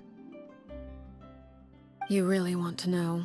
I would imagine there might be more pressing concerns at the moment. Winnie, Paimon really hopes everything's going okay. Oh, Paimon recognizes that look. You've got your thinking cap on, don't you, Traveler? Your thinking cap on. The knave may seem relaxed, but she didn't seem to be joking earlier when she said those who betray the organization must pay with their lives. I think she's serious about punishing those kids. How should we stop her? No, there's something else we should figure out first. While we were talking in front of the Palais Memonia, she mentioned Clairvy's name. Does that mean she knew where Clairvy was the entire time? Maybe she even anticipated how Linny and the others were going to act.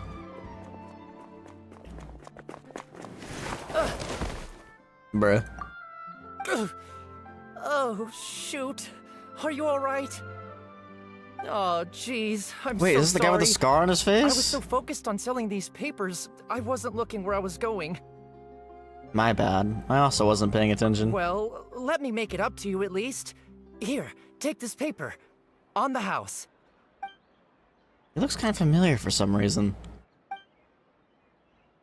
Oh, you don't have to give us anything. Please, I want to. It's not like I'm short on supply. All the extras will be useless come tomorrow anyway. She didn't kill him. She put him back in my society. fault, really. I was just trying to bring home some extra mora for the Executed. family, but I bit off more than I can chew. I haven't had many takers today, so I'm still swimming in papers. What's going on here? Nothing much. I just ran into your friend here on accident. I should probably get going, actually, so... Hold on. Uh-oh. Maybe it wasn't? Of course, I'm happy to compensate you with Mora. It's just... I don't have any on me at the moment. I'll take 3 papers. Here. Oh. Your payment. Oh! Thank you for your patronage. May the Archons bless you with good fortune. If only I had the chance to run into such generous customers every day. I should probably just take on a smaller inventory though, right? I'm getting married soon, so sometimes it's hard to not get ahead of myself. He's getting married. Anyway, I should head out. Whenever it's the girl he wanted to escape with. Well, now that my affairs are settled, we should take the boat back to Poisson. We've even acquired some light reading to enjoy along the way. Actually, why don't we stick around for a little longer? Paimon just realized how hungry she is. She can't head back to Poisson on an empty stomach. What a stall.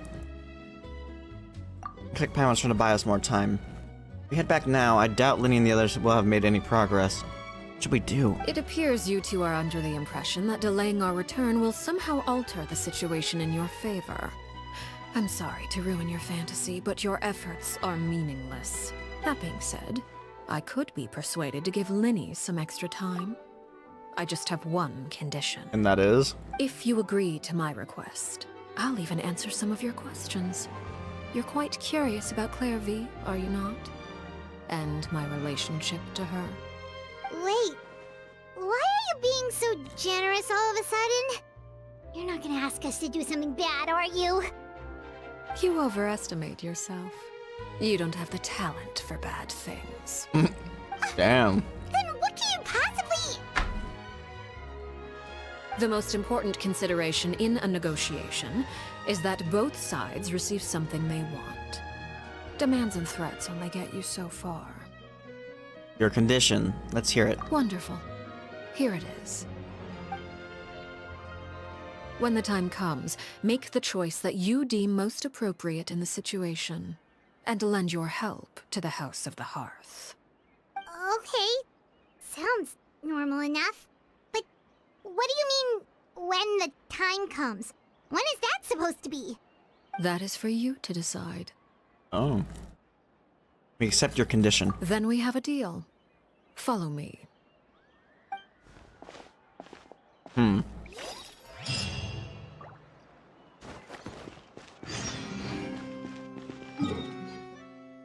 Holy shit, follow you all the way out to the middle of nowhere.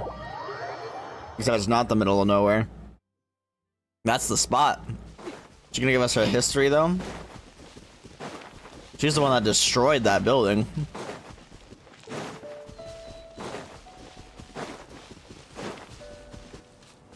At least according to the short.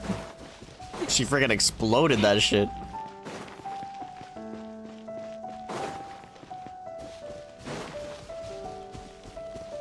Wow, that's out of bounds right there. That's kind of crazy.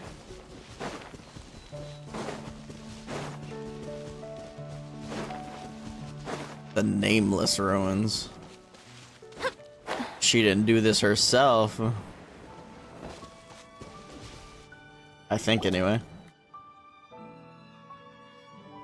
What is this place? Somewhere long forgotten by everyone. It used to be a grand building. Now it's nothing more than a pile of rubble. No one comes here anymore, nor does anyone care about what once happened here. Although, this place does have something to do with the story I'm about to tell you.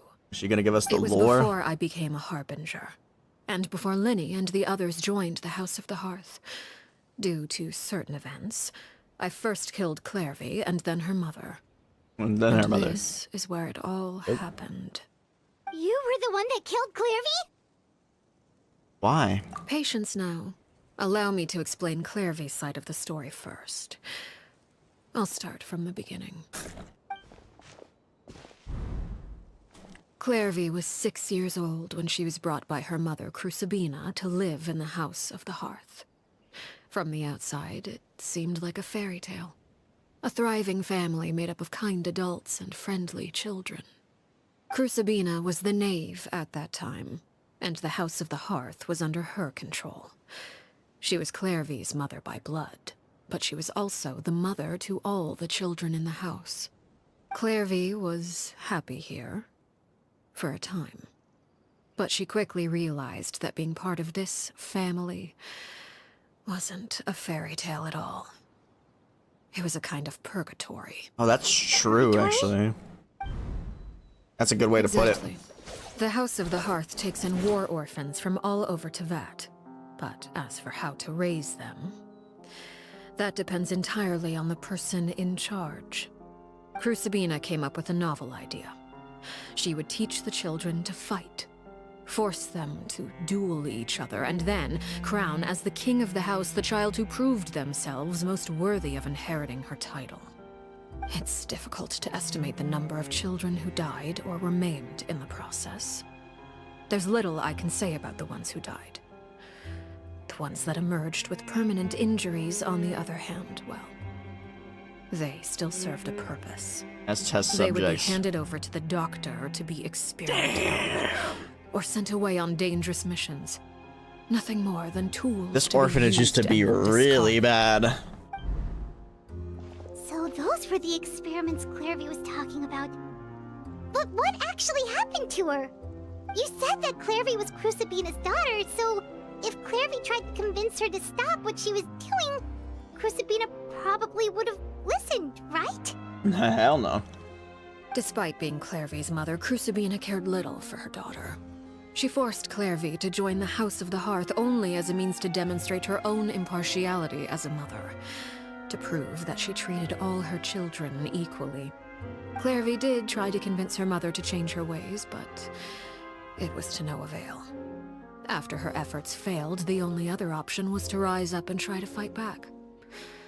Unfortunately, the other children had already been thoroughly indoctrinated into the illusion of happiness Crucibina had created. Of course, there was one exception. Someone Clairvy's age who knew the truth about the House of the Hearth. Her name was Peruere. And that was me. Harry. Wait, the friend that Clairvy mentioned? Friend, huh? I suppose we can call her that for now. Clairvy was a cheerful and passionate person with a tenacious spirit. Peruere, on the other hand, was rather cold-blooded. Her cold-blooded nature allowed her to see through Crucibina's facade. Yet, it was also this cold-bloodedness that prevented her from acting against it. At least at first. While Clairvy longed for freedom, Peruere was convinced that, amid all the fighting and violence, she would make it until the end. Despite their differences, the two became fast friends, united by their knowledge of the truth. Clairvy told Peruere that she hoped to create a real family, where no one would be killed or sacrificed. There may have been a certain naivete to her ideas, but Clairvy proved her determination many times over. She tried countless times to run away, ask for help, or expose the truth. But her efforts only earned her beating after beating. The only thing that kept her going was her strength of will. Even with her body racked with pain, she would still stand on her tiptoes and open the window at night. She and Peruere would look out at the moon together, a fierce longing for freedom shining in her eyes. But one day, that light simply vanished. Oh no. What happened? Her hopelessness resulted from a culmination of things. 10 years had passed. 10 years worth of failure after failure. She and Peruere weren't children anymore, but finding any chance to escape still seemed as hopeless as ever. It was during this time that Peruere suggested a new plan.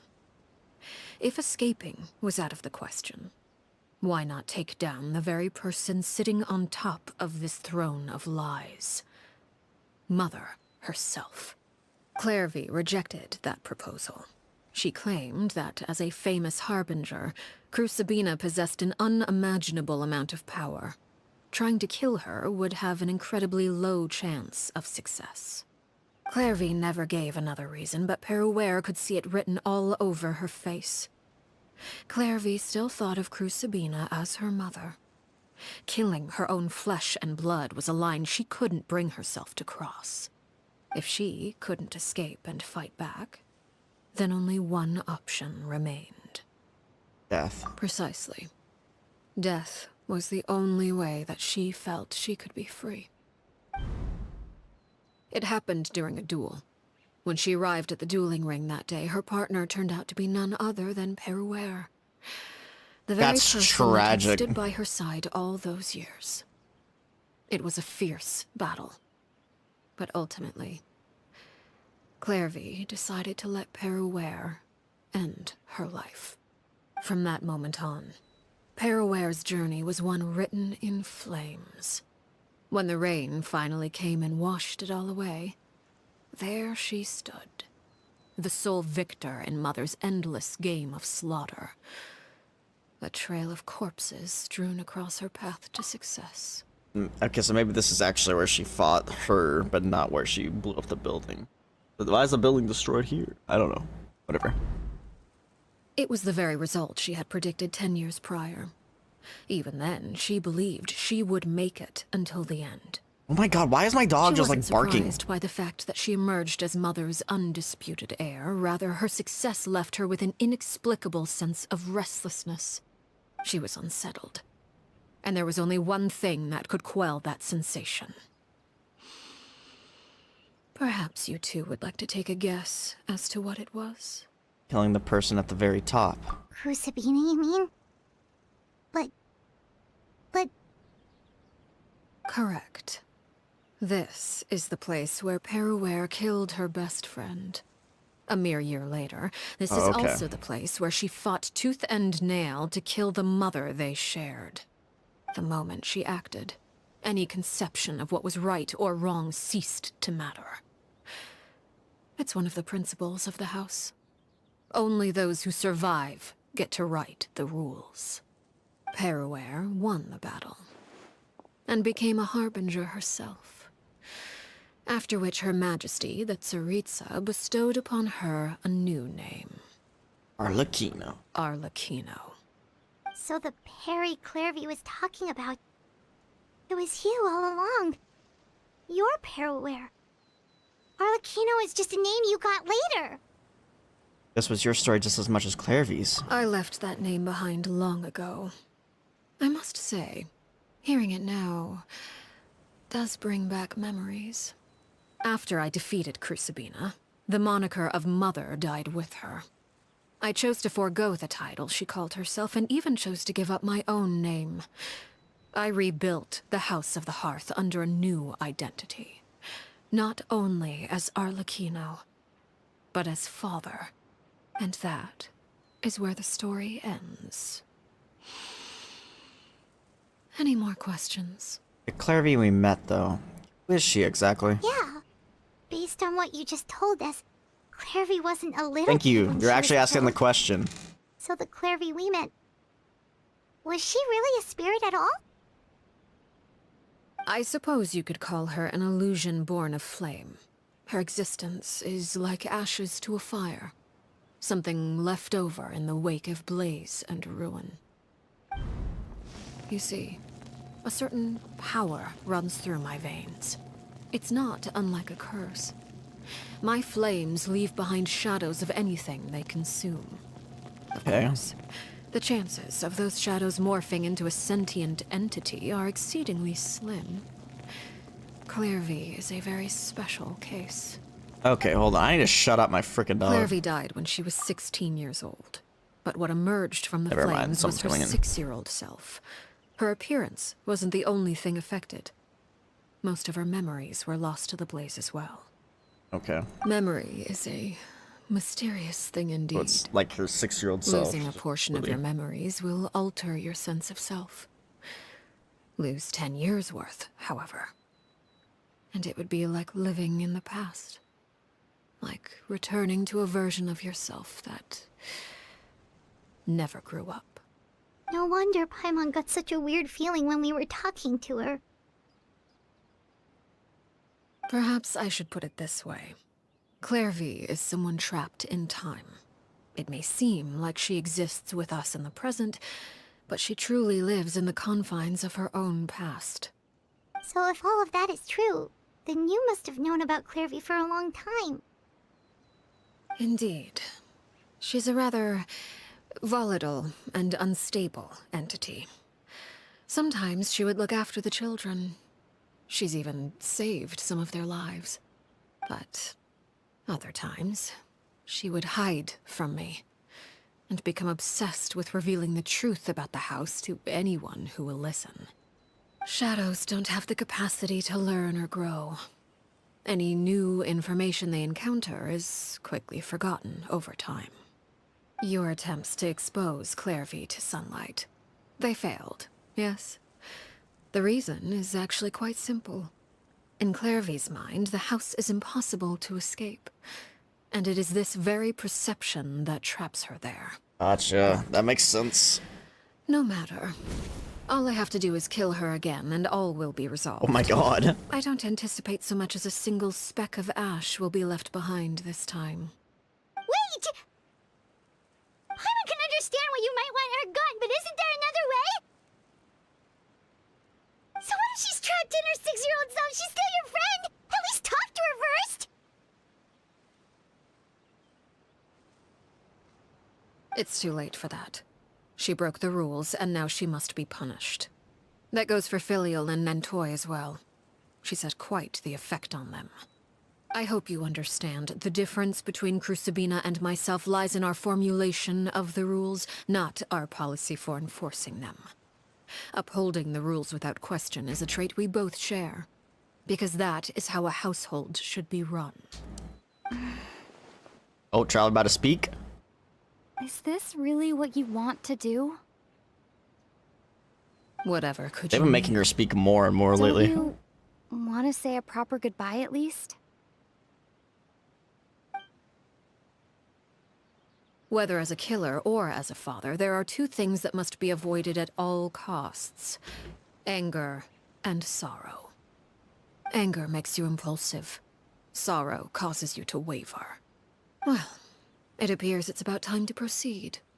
Before we arrived, I told some of my well-behaved children to bring our troublemakers here by nightfall. I do believe I've kept my end of the deal. I give your friends quite a bit more time. As for what happens now, we'll just have to wait and see.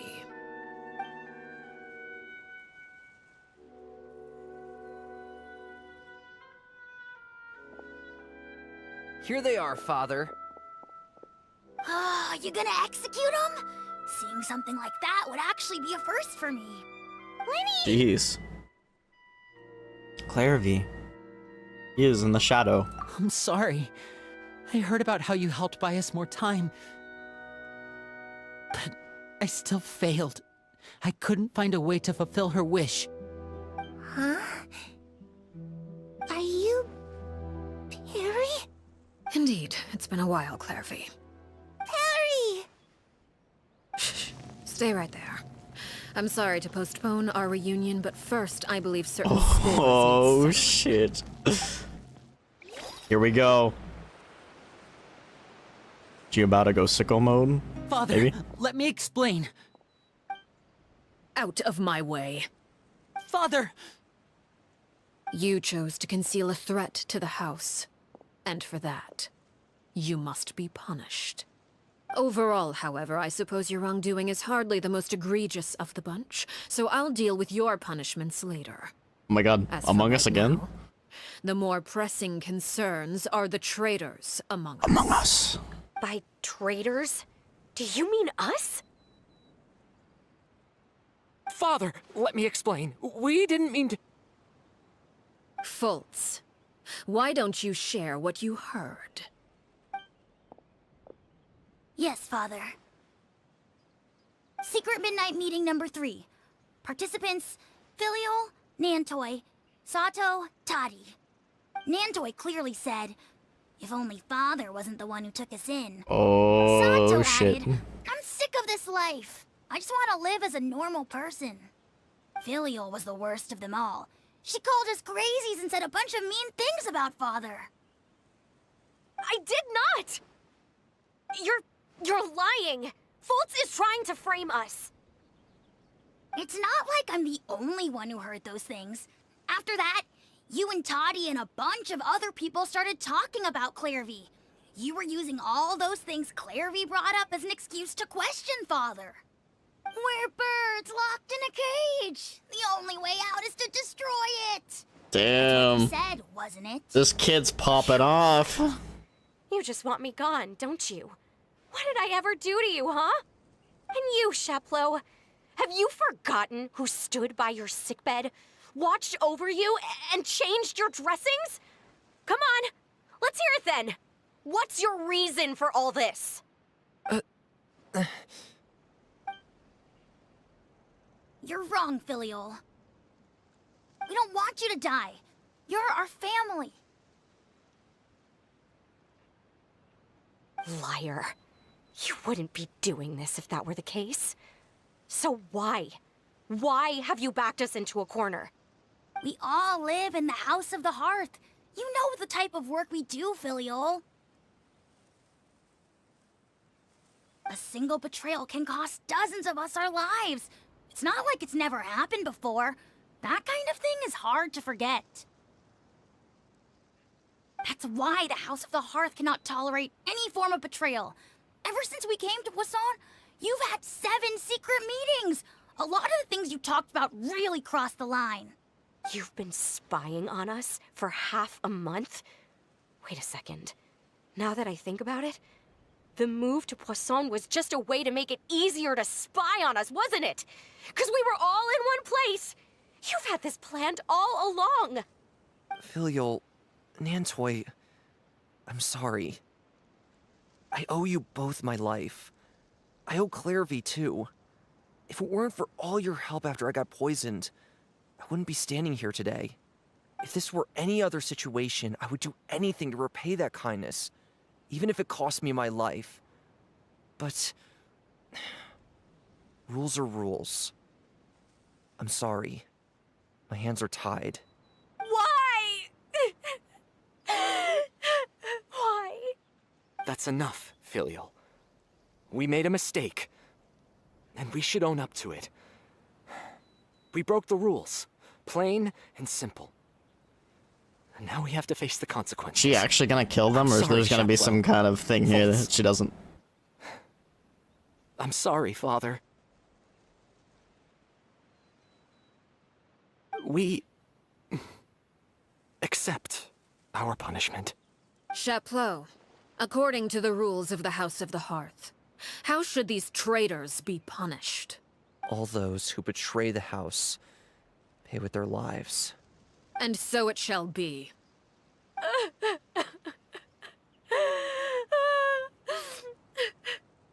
Rip bozos. Or are they gonna be, their life is gonna be changed? Father, please wait! They're gonna be put into society. Something you want to say, Linny? Please reconsider, Father. What Filial and the others The Scar did, Man. does it really count as betrayal? We all come from broken families. From the very first day we joined the House of the Hearth, we wanted nothing more than to make it a real home. But the truth is, none of us know what a real home should look like. I'm not saying I have all the answers. All I know is this. Killing Filial and the others may uphold the rules, but doing so will only bring us further away from being a real family than we've ever been. So please, Father, please, reconsider. I agree with Linny. Father, please. Linny, you... And they all stepped up. Goats. I also agree with Linny.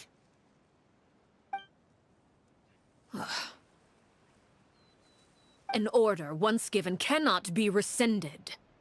However, given the extent of your determination, I suppose we shall have to go about this a different way. Here we go. Draw your weapons and face me. Our weapons? Father, are you referring to a duel? Precisely. The rules of the house will not be altered. Traitors must be punished. However, resolving disputes with a duel is also one of our rules, one that also applies to me. Demonstrate a sufficient showing of strength, and I shall offer a concession. Wait. Beat Father in a duel? Impossible.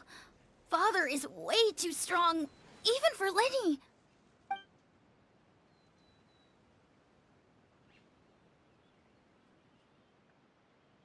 I accept.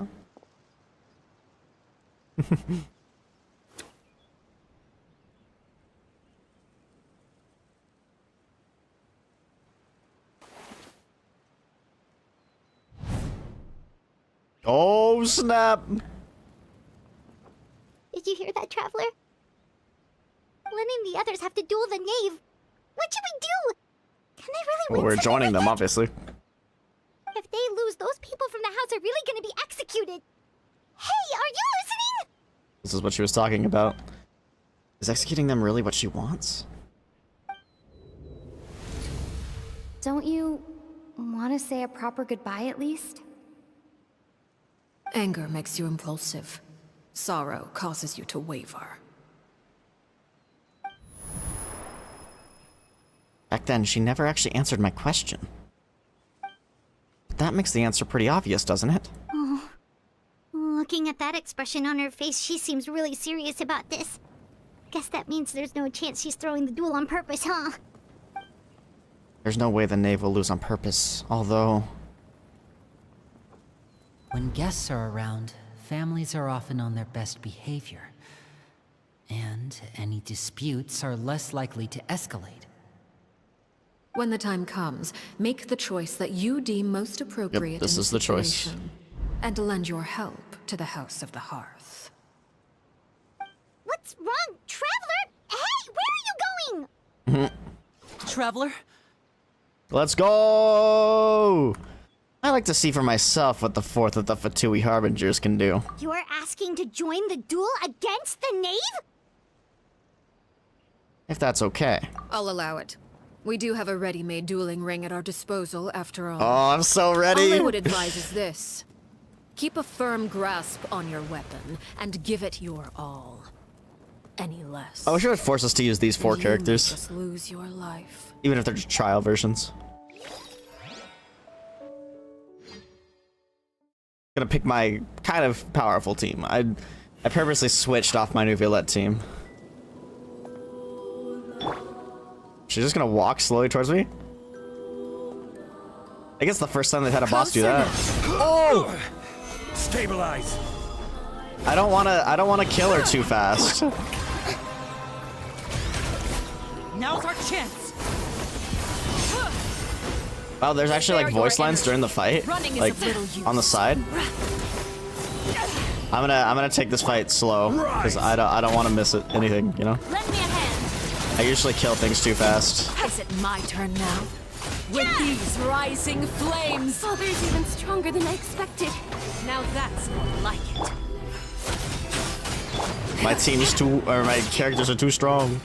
Stray clouds converge.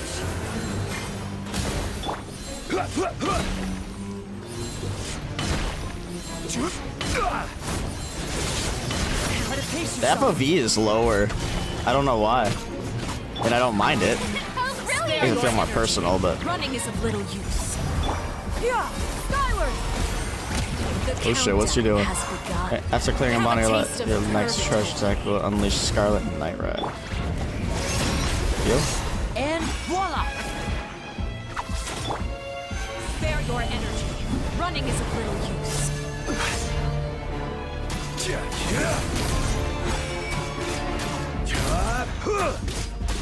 Yeah, scatter! May I present? We're just gonna use Farina as a healer. Father's even stronger than I expected. The same mistakes. What was that for? Oh wow, you can actually... I've never seen this menu before. Spare your energy. Running is of little use. Stabilize.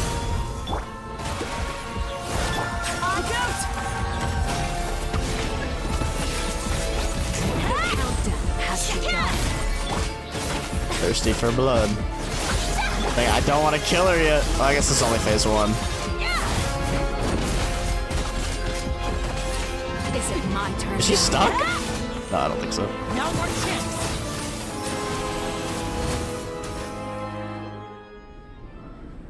Phase change. Oh snap, here we go. She's got 2 wings. Oh my gosh, she's doing the thing that she did in her... She just caused more damage to it?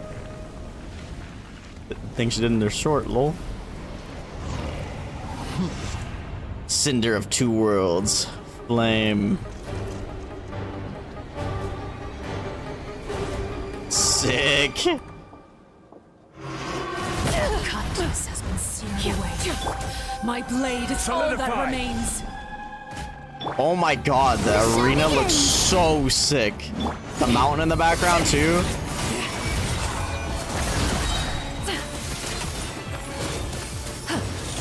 I don't think we're actually in Fontaine anymore. Like, we are, but like, that looks like 2D in the background, even though it's usually 3D, I think. Maybe it is though, I can't tell. Delicate as silk. Once again, I don't want to kill her too fast. Stabilize. But she might have a phase. Over here. Might have a phase 3, but I don't know. Only the beginning.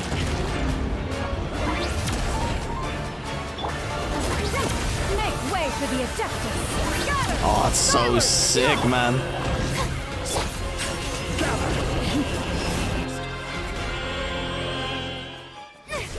Let's go, Traveler! Oh! That was close! Let's go! Goat! Oh, Lenny's arrows, I'm assuming? Oh, nice block from Renee. Saved? Yeah, use that bell. You should know better than to crowd in one place. Gosh, that looks like it'd be hard to parry against her block. Uh-oh.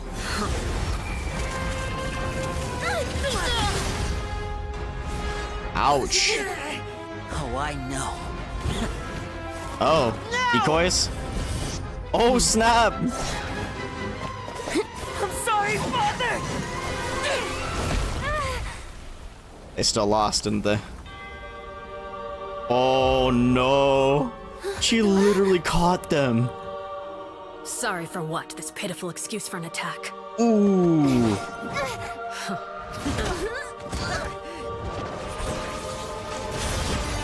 Oh, she's pissed now.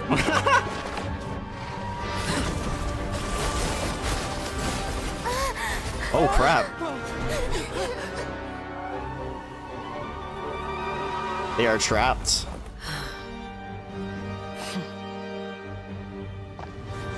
Uh-oh.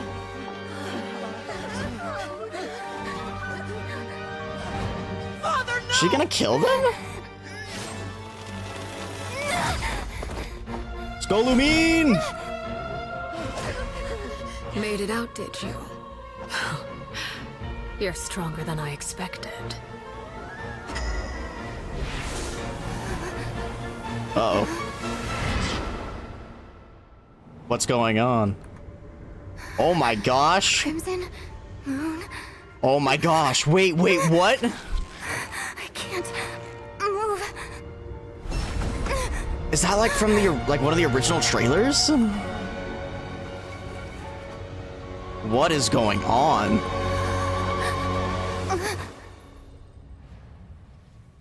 What just happened? Still, not strong enough to beat me. What just happened? Hello?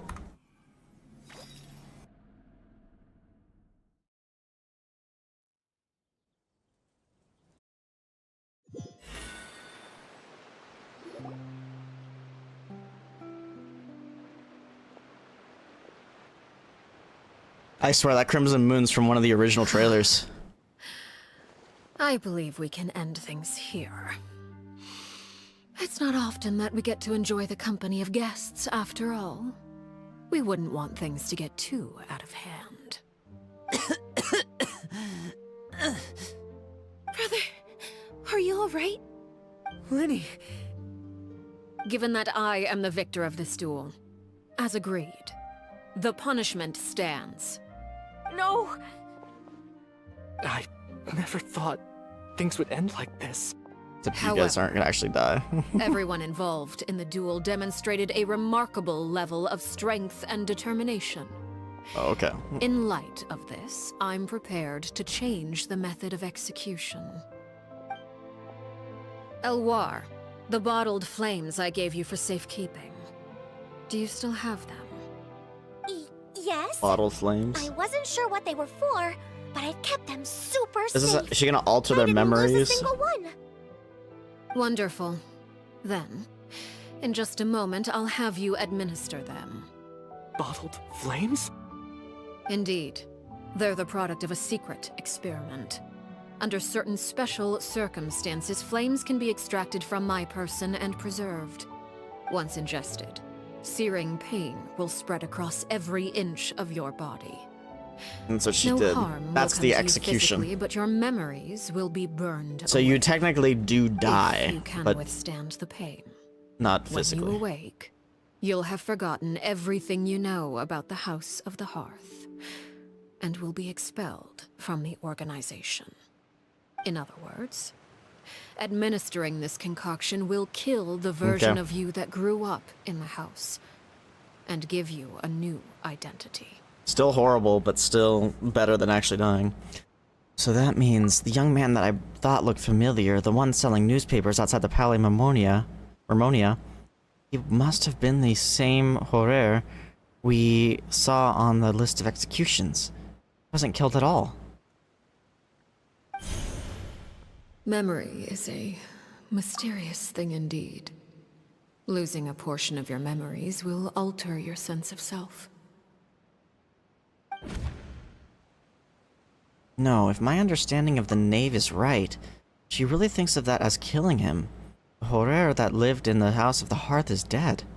The one that remains is simply a normal person living out his life with his beloved. Even so, it's much better than actually ending their lives. So, you're just letting us go, Father? You misunderstand. Memories are extremely important. Once consumed by flame, the version of you standing before me will die, and our secrets will die with you. So no, I don't intend to just let you go, because the person who survives will be nothing but a stranger. Even so, I won't have to live in fear anymore. I'm sorry, Father. I'm sorry I let you down. But I really... Don't cry, Filial. You haven't left the house yet, so there are still rules to be followed, yes? Remember what I taught you. Anger makes you impulsive, sorrow causes you to waver. Don't let yourself be controlled by your emotions. Of course. I'll remember. You won't. Dry your tears, and go pursue the life you really want. Yes, Father. Chaplot, Fultz, Elwar. Take them back to Poisson. And bring Lenny and the others as well. I prepared 3 extra vials of bottled flames. As for whether to take them, the choice is yours. Goodbye, children. The next time we meet, I will no longer be your father. What? Thank you for all you've done for the house.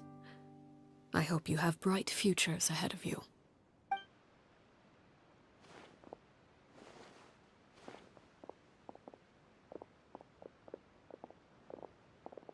Father!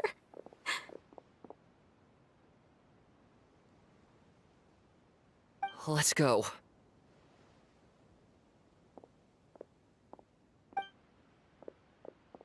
It's still very somber. Here, grab my arm, Lenny. I'll help you walk back. Thank you.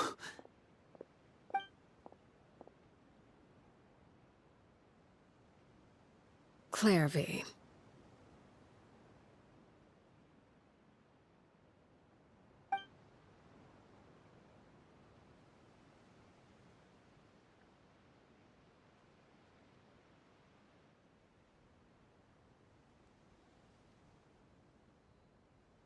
Can we talk now? I've been waiting for a super long time. You really are Perry, aren't you? I haven't seen you in so long. How come you're all grown up? Wait, did I somehow travel to the future on accident? Or am I dreaming? What a long dream. Neither. You died, Clairvy. That's what happened. You could have sugarcoated it a little. She's so speechless. If this really is Clairvy's younger self, then I would say she's probably had enough lies. Oh. Okay then. Huh? That's it? You accepted it just like that? Yep. If that's what Perry says happened, then I believe her. Perry wouldn't lie to me.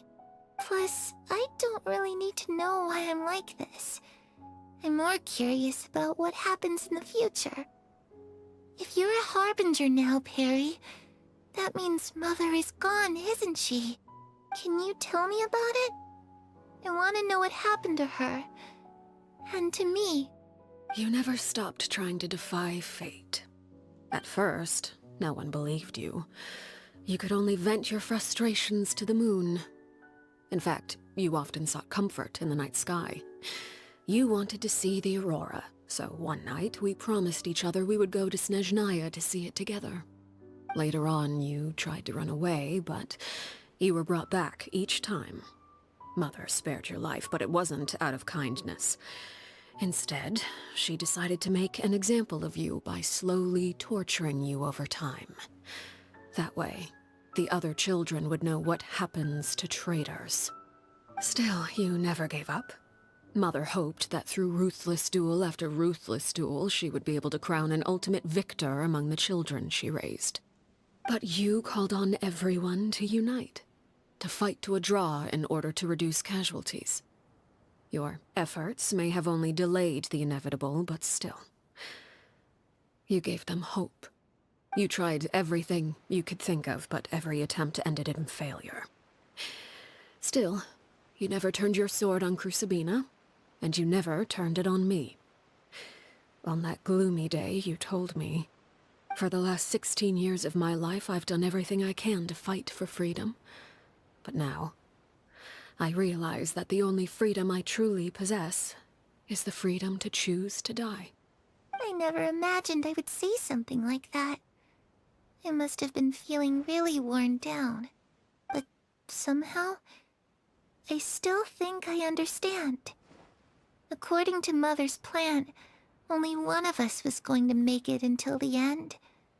And I always hoped that person would be you. If I could do it all over again, I still don't think I would make a different choice. Even when I first met you, I knew you'd be able to do what I couldn't. Is that so? Even now, I'm not sure I truly understand what kind of freedom you were trying to pursue. But as the head of the House of the Hearth, and as the children's father, I've tried to give them the most basic of freedoms. The freedom to choose their own fate. It's something I discussed with the Eudex of Fontaine. The children who want to leave the house will have their memories wiped clean of all secrets pertaining to the organization. In return, they will be allowed to live a normal life in Fontaine without being prosecuted for their So that's the deal she made, Of course, okay. I won't simply hand freedom to them on a silver platter. They have to fight for it and prove themselves worthy of it. Only freedom that is earned has true value. That's more than enough. That's exactly the kind of life I was fighting for. You know, Perry, I think you're a pretty amazing king, and a really great father, too. I'm really happy that you're the one who took over the house. I guess I do have one regret, though. I still haven't seen the outside world. Well, it just so happens that our dear guests over here have been to many nations and traveled to countless places. Perhaps they would be willing to tell you what the outside world is like. Really? Of course!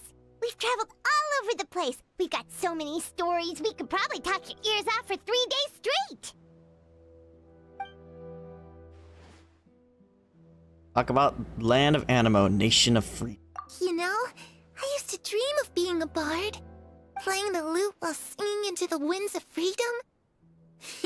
Even if there was no one there to listen, I would have continued to sing no matter what. Talk about the land of Geo, nation of contracts. Ah, that's where Mora comes from. I never knew that before. If I had some Mora, I would buy 3 new dresses. One for me, one for Perry, and one for Mother. It's just too bad Perry doesn't like wearing dresses. And Mother, well, she probably wouldn't accept something like that either. I guess I'd just have to keep them all for me then. I could wear a different one every day. Talk about the land of Electro, nation of eternity. Those yokai you mentioned, what do they look like? I once saw a drawing of this one guy with horns on his head and a super scary face. Are there any yokai like that? Oh, sounds like you're talking about an Oni. Yep, we've met one, and let Paimon tell you, they're not nearly as scary as they look. Especially not the one we've met. Talk about the land of Dendro, nation of wisdom. I was always too afraid to skip Mother's fighting lessons. But at the academia, I bet you could do all sorts of secret things in class. Things that have nothing to do with studying. That's your concern? I'm just kidding. Being able to study whatever you want without having to fear for your life actually sounds pretty great. So clearly about the various nations you visit. Eventually, the conversation of Fontaine, the nation she The once called home. situation was super dangerous. Lenny and Lynette were accused of committing a crime, and they were going to have to stand trial at the Opera Epicles. Oh no! That must have been hard for all of you. What happened next? Don't worry, we were able to turn the situation around super quick. She put the mask back on. Of course. She put the mask back How'd you on. do that? Come on, tell me. Okay, so it was like this. After the failed magic show, we rushed to the scene and... Clairvy is listening really intently to Paimon's story about our time in Fontaine. She seems really happy, like all her troubles have been forgotten. Maybe this is the first time she's ever been able to truly relax, but I'm not sure how long this moment can last. Shadows don't have the capacity to learn or grow. Any new information they encounter is quickly forgotten over time. As time passes, she'll probably forget everything we've told her and go back to being that scared little girl who could only hide in the shadows. Huh. I was so busy thinking I almost didn't notice. The sun has risen.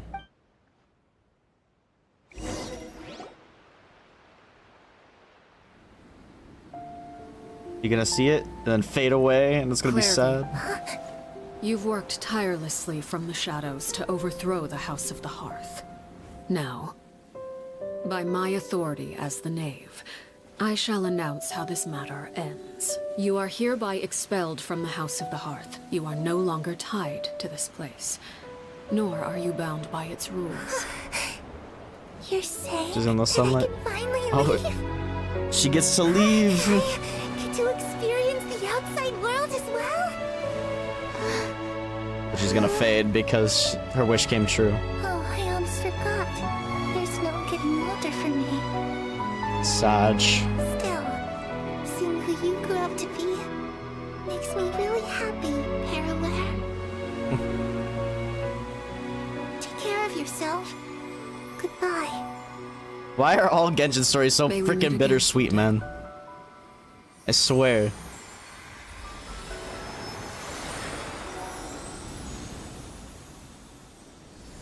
Damn. Clairvy, Damn. she left so soon. Paimon didn't even get to finish her story. I also have certain sentiments left unsaid. I wanted to tell her that the aurora I saw in Snezhnaya was just as beautiful as the ones in the pictures. But a shadow's memories reset at dawn. Had we delayed any longer, we wouldn't have had the time to say goodbye. Whatever regrets may linger, let them be lost to the coming of a new day. Lenny's here. Father? It's Linny! Hey, Linny! Why did it say and the others? What is he doing back here? Let's go check it out.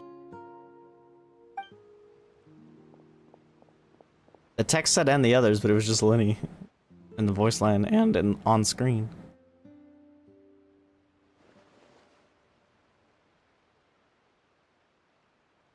Father, the bottled flames have been administered. Filial and the others have left the house. And you? What have you decided? Thank you for giving us that choice, Father. But we never wanted to leave the house. It's the only home we've ever known. Lynette and Fremine feel the same way. They're recuperating back at the Hotel Bouffe d'été. But I decided to come back and tell you where we stood. I'm sure you're well aware of the expectations I have for you. I want you to follow in my footsteps and become the next king of the house. Yet you seem to have different ideas.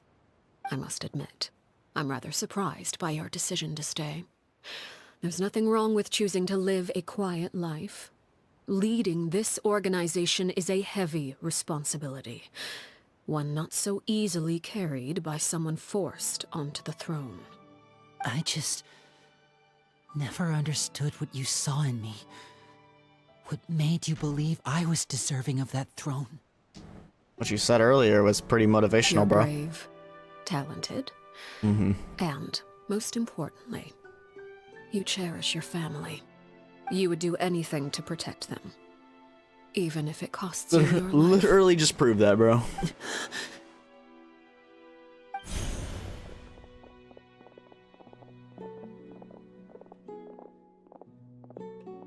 Speaking up back there was so brave of you, Linny.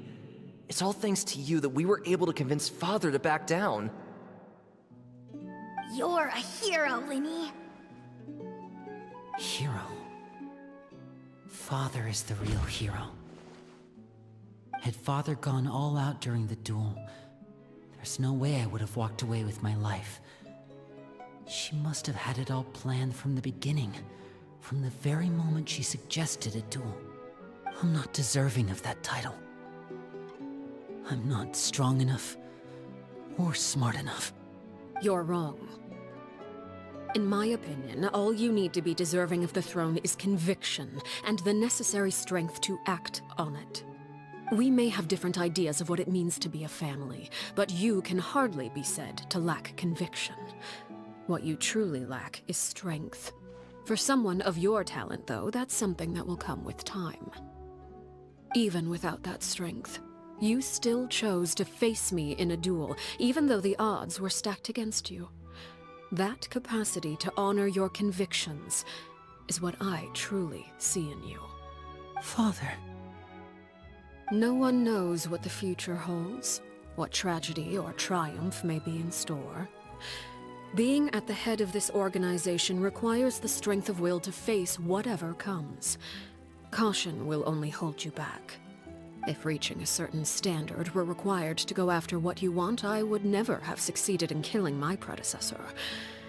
Back then, there was still a considerable gap between our abilities.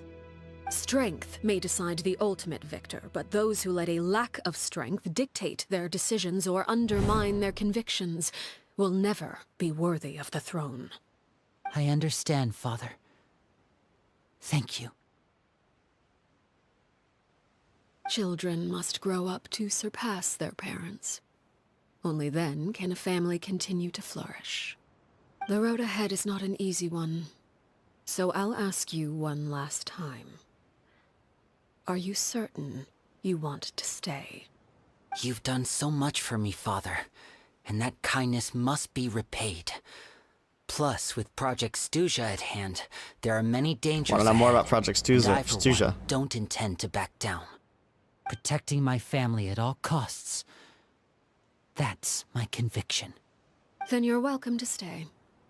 As for Project Stuja, you need not be too concerned. If those cowardly businessmen and heartless dignitaries try to take us down, I'm prepared to teach them a lesson. Having members who longed for the light was our organization's last weakness. With those members no longer among our ranks, the House of the Hearth is like a spider hiding in the shadows. We need only wait for our prey to Like come the to spider us. web there for that. At present, our imperative is to use their plan to our advantage. In doing so, a crimson moon shall rise Crimson amid the moon. frigid blizzards of winter. No demonstration of loyalty shall go unrewarded, and no sacrifice shall be in vain. As for the two of you, whether we meet again as friend or foe, I'll remember the camaraderie we shared in this moment. No matter how arduous the journey ahead, I hope we both reach our desired destination. Wait until 2 days later.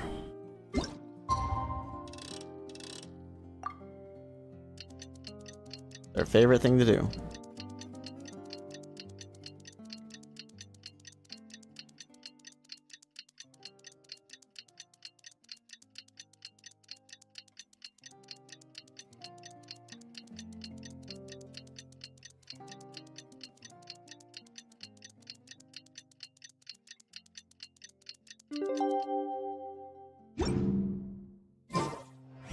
Didn't Linny say that Lynette and Fremine were recovering at the Hotel Bouffe d'été? Oh, Paimon wonders how they're doing. Maybe we should go check on them.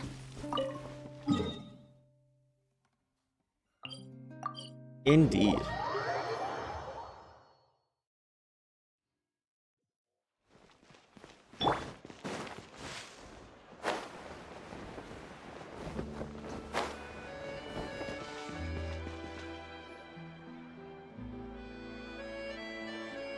Lynette, Fremine, how are you feeling?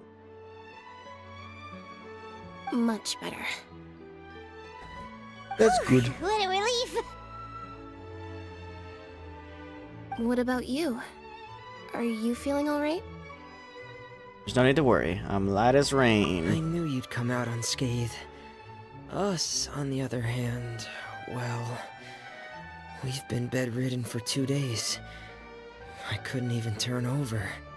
Oh, and I wanted to ask, is Claire V... gone? Linny and the other members have left Poisson and returned to the House of the Hearth. According to him, there haven't been any more sightings of a spirit roaming the house. Her wish has been fulfilled. I see. I'm glad. Father came to check up on us 2 days ago and told us about what happened with Crusabina and Clairvy. Actually, I've met Crusabina before. Have?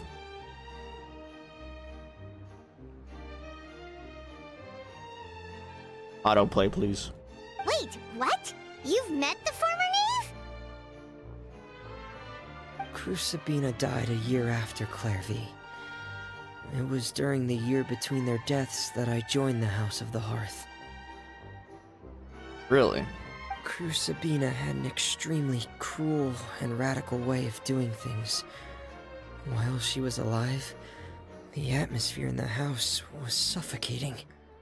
When I joined, though, the experiment she valued so much had already come to an end, and all the people involved, dead and injured alike, were gone. Crusabina never talked about the past with us newcomers. A couple of months after I joined, Father killed Crusabina and burned all her files. With that, the names of all the people subjected to her experiments, Clairvy included, were lost to the flames, along with the painful memories they represented. Gotcha. Father took in Lenny and me a couple months after that, but she never mentioned anything about Crusabina or Clairvy. It really seems like something she was planning to keep to herself. The last time you talked to her, did she mention why she kept it a secret for so long? She said she didn't want us to be affected by the darkness of the past. She was worried we'd develop a false sense of gratitude towards her if we knew about it. Oh. The foundation of a family should be free of any corrupting influence. Whatever happened in the past, it has nothing to do with who we are now.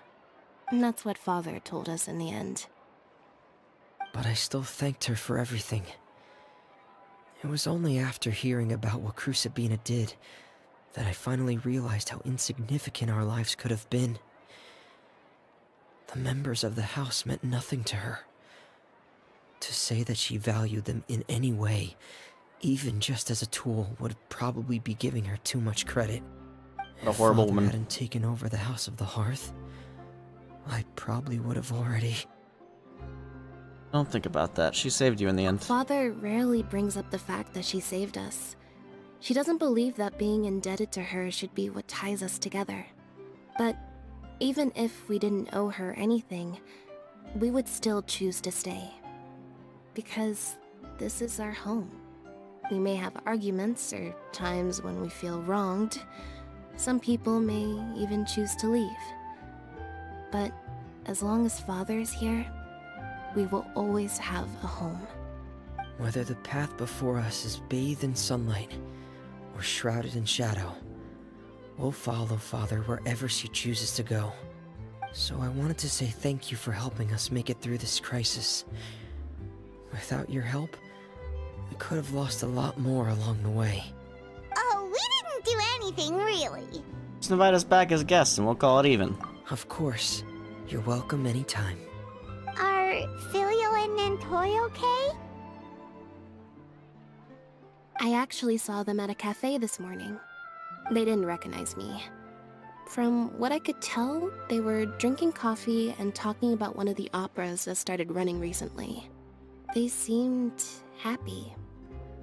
If I had to take a guess, I would say they finally found the kind of life they always wished for. Damn. Well, that was a crazy quest. I have a lot of questions now. I feel like they set up a lot of future plot points in that story quest.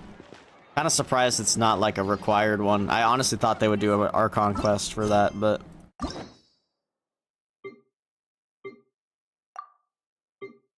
I need to do these.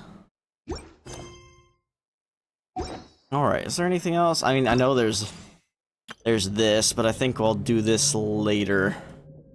I might even come back and do it tonight. We'll see. But I'm going to call it for now. Take a little break. I'll probably be back. If I'm not back today with it, I'll be back tomorrow with it. So anyway, guys, thank you so much for watching, and I